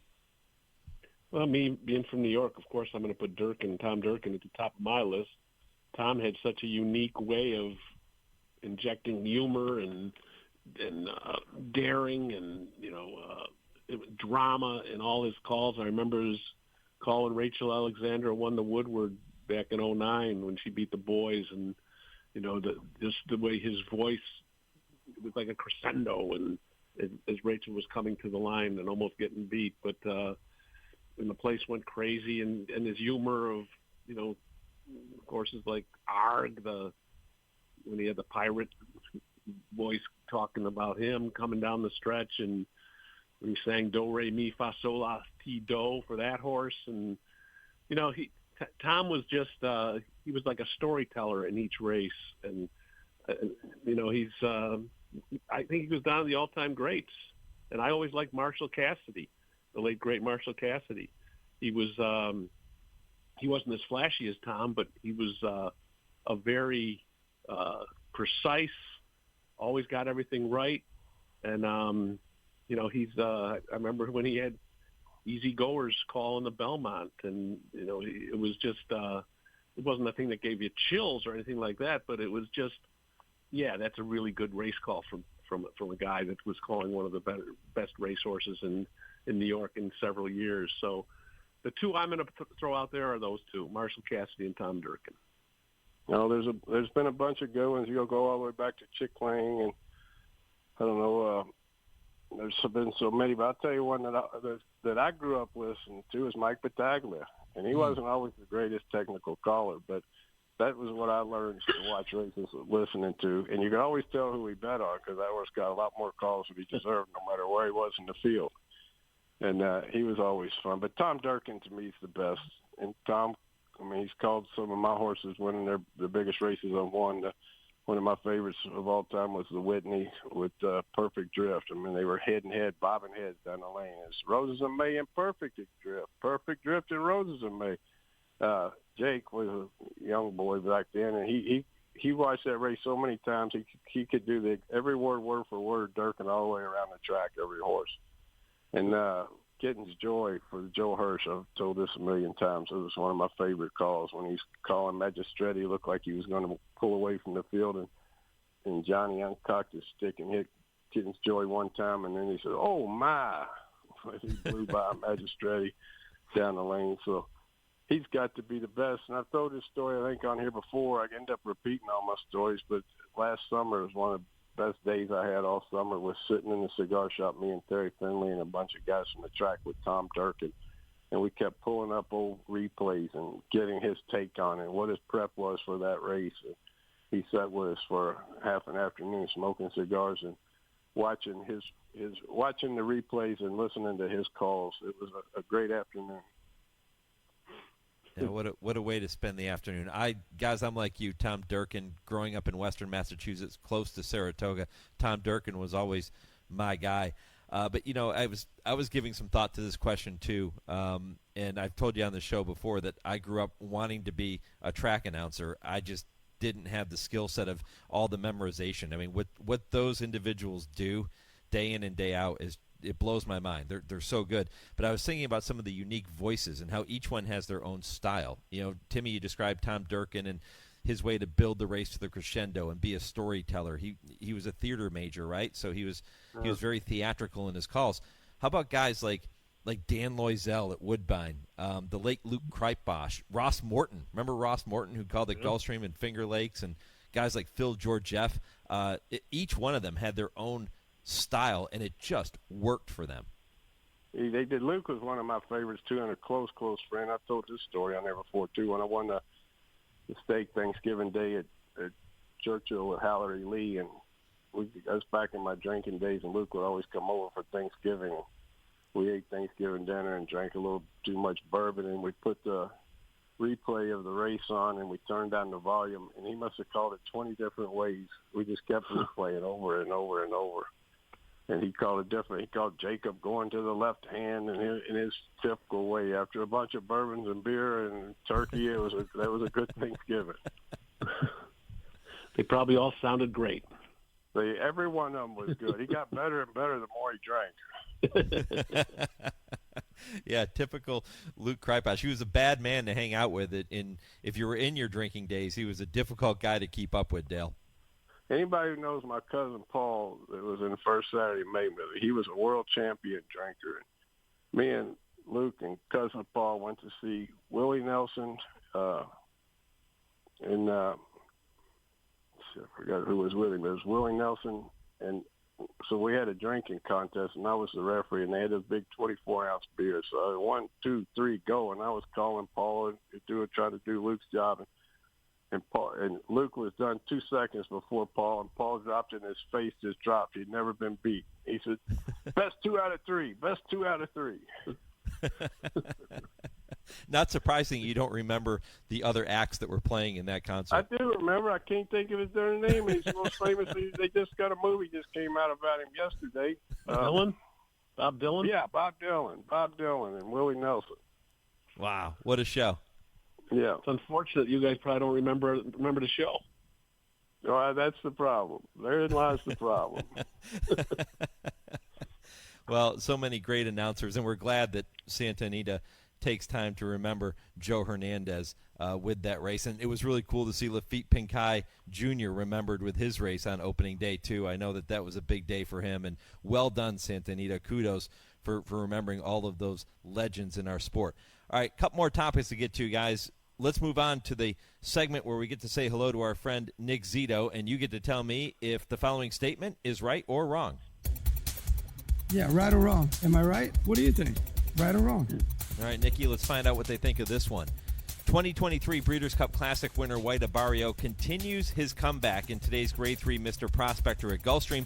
A win today will be his 7th in 8 tries at Gulfstream Park, and I say that would make him the horse to beat in the Pegasus World Cup on January 25th. Tim Wilkin, am I right or wrong? What do you think? Right or wrong? Oh, boy. I think you're wrong on this one. As good as White Abarrio is, Florida, Gulfstream is his track, as you mentioned. He does so well down there. But, it's going to be a different kettle of fish when the Pegasus comes around. I mean, he's not going to be facing the likes of, I don't know if Sierra Leone's going to go to this race or just wait for Dubai. I mean, Newgate, locked. Skippy Longstocking's another horse from Saffie Joseph's barn. Senior Boostador Mindframe. These are not the kind of horses he's going to be facing today. I think White Abarrio can be a factor, but I don't think he'd be the favorite in the race, and I don't think he'd be the horse to beat. So I'm going to say no. I also say no. He's a horse for a course, but he's jumping into a deep pond. He could be a contender, but not the horse to beat. Well, he has to pass this test this afternoon in the Mr. Prospector before we can even begin to have that conversation. Interesting to look ahead, though, with White Abarrio. Yeah. Absolutely. Yep. He was a world beater when he won the Whitney, and then the Breeders' Cup Classic when he was with Rick Dutrow, and now he's back with Saffie, and Saffie's always had success with him in Florida. So we'll see what happens. Yeah, but is he the same horse? If he is, he's going to be a major contender. Yeah, right. That's the big question. Yeah, he has to prove it one more time today before we get to the Pegasus World Cup. We'll bring Nick Zito back for that segment next week, our first show of 2025, but we have a couple more topics to get to in 2024. We're down to the final 5 minutes or so in the program, guys, so we'll boogie through them. Which individuals are most deserving of being recognized as second-team All-American in 2024? And what I mean by this is the trainers, jockeys who had strong years but are likely to be overshadowed by the big boys like Ken McPeak, Chad Brown, Flavian Pratt, etc. Dale, what do you think? Who are some of the jockeys and trainers that fit that description of second-team All-American? Well, I wouldn't call them second-team, but I'd say waiting in the wings to explode for 2025. And, I mean, off the top of my head, the first jockey that comes to mind would be Dylan Davis. Dylan had his breakthrough year this year, and he's not far from being right up there with the Ortiz brothers. So he's an impressive young man and a great jockey, and he's light and he's doing a lot of things right. I would look for him to really do good. And, on the trainer side, you got Owen Hardy's got two of the best 2-year-olds turning 3 going into next year. He could have a big year. Brandon Walsh is one of the best 2-year-olds turning 3. There's so many guys sitting there in the wings. I wouldn't say they're second team right now, but they could pounce and be at the top of the leaderboards at the end of next year. Great way to put it. Dylan Davis, by the way, 10 greatest stakes wins in 2024. Kudos to him. Tim? I'm looking at it as far as people that had good years this year, and I'm not necessarily saying that they're going to vault into the superstardom area, but people that had good years that have always been sort of, they're out there and people realize how good they are, but they don't get the recognition maybe. I mean, Brian Hernandez had an outstanding year this year. He had 13 graded stakes wins, 6 grade 1s, 5 being from Torpedo Anna, which helps a lot. But he also won the Clark with Rattle and Roll, and he was 6th in earnings. He's always been a consistent, hard-knocking rider who always gives maximum effort.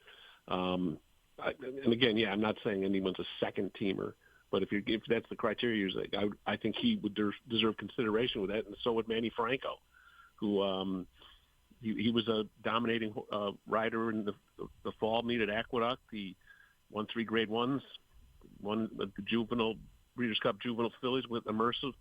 So I think him. And as far as the trainers, Sherry DeVoe won her first Breeders' Cup race this year, won Breeders' Cup mile with and 4 grade 1s. More Than Looks was her Breeders' Cup horse. And Saffie Joseph also got his first Breeders' Cup win this year, Soul of an Angel. So, and he had 16 graded stakes wins. And, he's another guy that he brings it just about every place he goes, mainly in Florida. But I would put those two on my trainers list. Yeah, those are great selections, guys. I'll throw in Jose Francisco D'Angelo, who saddled his first 3 greatest stakes winners of his career in 2024. So a guy poised to break out in 2025 if he hasn't done so already. Okay, just a couple minutes left in the show. I was going to ask you for your horse racing New Year's resolution, but I think it kind of dovetails into our final point of the week. So let's just kick it off with Tim Wilkin. And Tim, your final point of the week, my friend. My final point of the week, I just want to give a shout-out to jockey Flavien Prat, who's going to win the Eclipse Award this year, but he did break Jerry Bailey's long-standing record for graded stakes wins in a year. He got his 56 on opening day at Santa Anita with King Gosford in the Mathis Mile. You know, it was just not a matter of when he was going to do it, but he did, not a matter of if he was going to do it, but when he was going to do it. And so that was a great effort by him, and I'd be shocked if he doesn't get almost unanimous the Eclipse Award consideration.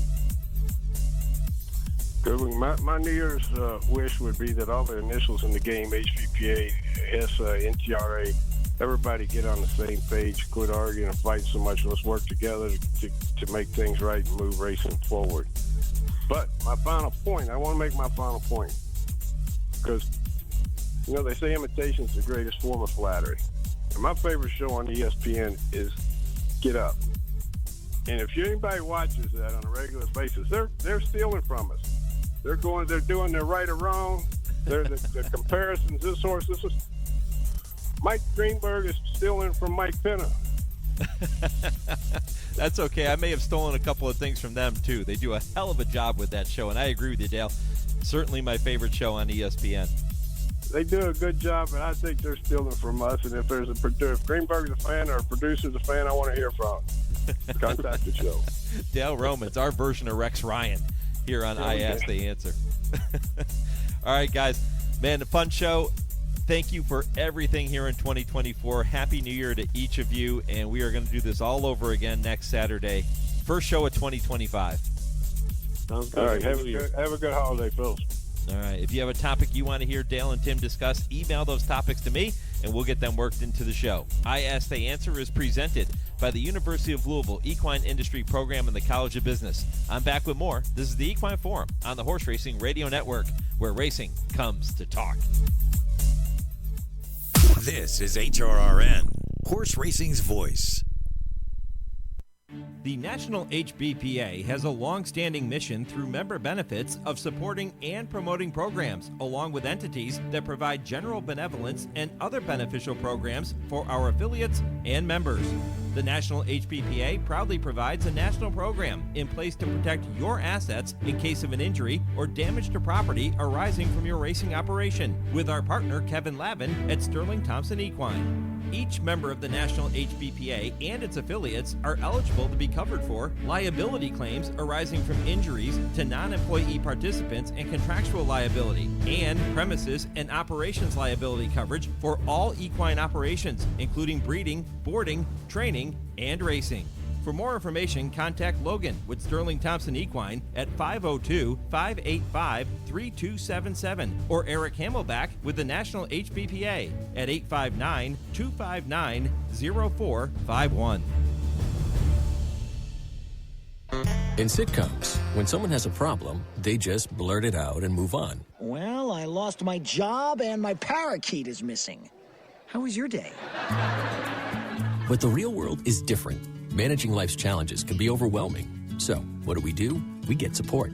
The Huntsman Mental Health Institute and the Ad Council have mental health resources available for you at loveyourmindtoday.org. That's loveyourmindtoday.org. See how much further you can go when you take care of your mental health.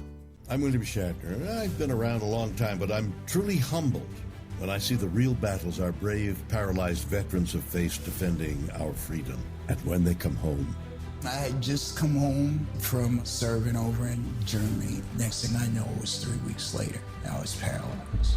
While parachuting with my platoon, my parachute didn't open. I broke my neck. It left me paralyzed for the rest of my life. I was on a routine patrol, and we were in the desert of Kuwait, and the vehicle flipped and landed on top of me, which left me paralyzed from the waist down. Okay, folks, this is heroism. That's why I'm proud to support Paralyzed Veterans of America. because they've kept their promise to never leave a fallen soldier behind. A roof over their heads, accessible homes, cars, jobs, benefits. PVA has brought me back to life. Show them their sacrifice hasn't been in vain. Go to PVA.org to learn how you can make a difference. Want to get the latest HRRN content directly on your computer or mobile device? Then subscribe to our podcast using the Podbean app or Apple Podcasts. Just go to hrrn.podbean.com on your computer and click follow, or download the Podbean app and search HRRN. You can also find us on Apple Podcasts and listen to our latest episodes anytime. Don't miss a thing. Subscribe to our podcasts today. You're listening to the Equine Forum on HRRN, presented by TwinSpires. Well, if you're looking for racing information, bloodhorse.com has it all, and it is the place to go. Plus, you can keep up with the latest news with Bloodhorse social media. With more than 310,000 followers on X, Instagram, and Facebook, Bloodhorse has the largest social media following of any industry news media focused on owners and breeders. If you're not already a follower of Bloodhorse on social media, get started today. Well, my thanks to all of our guests for making this show possible, including Dale and Tim in the previous segment. Really fun edition of I Ask, They Answer. Kurt Becker with his Stroll Through Racing History, and James Scully with the TwinSpires Triple Play. 3 races you can watch and bet with TwinSpires this afternoon. If you missed any portion of the show, head back to the website, horseracingradio.net. Check out the podcast. Do that, too, on every podcast platform. My thanks to my producer, Lee Delapina, in our Lexington studios, and to Chauncey for handling all of our social media. I wish all of you a very happy and healthy new year. Thanks for listening. I'm Mike Penna, and after much therapy, I can finally say I'm very angry with my Pittsburgh Steelers. Not deterred, though. Go Steelers.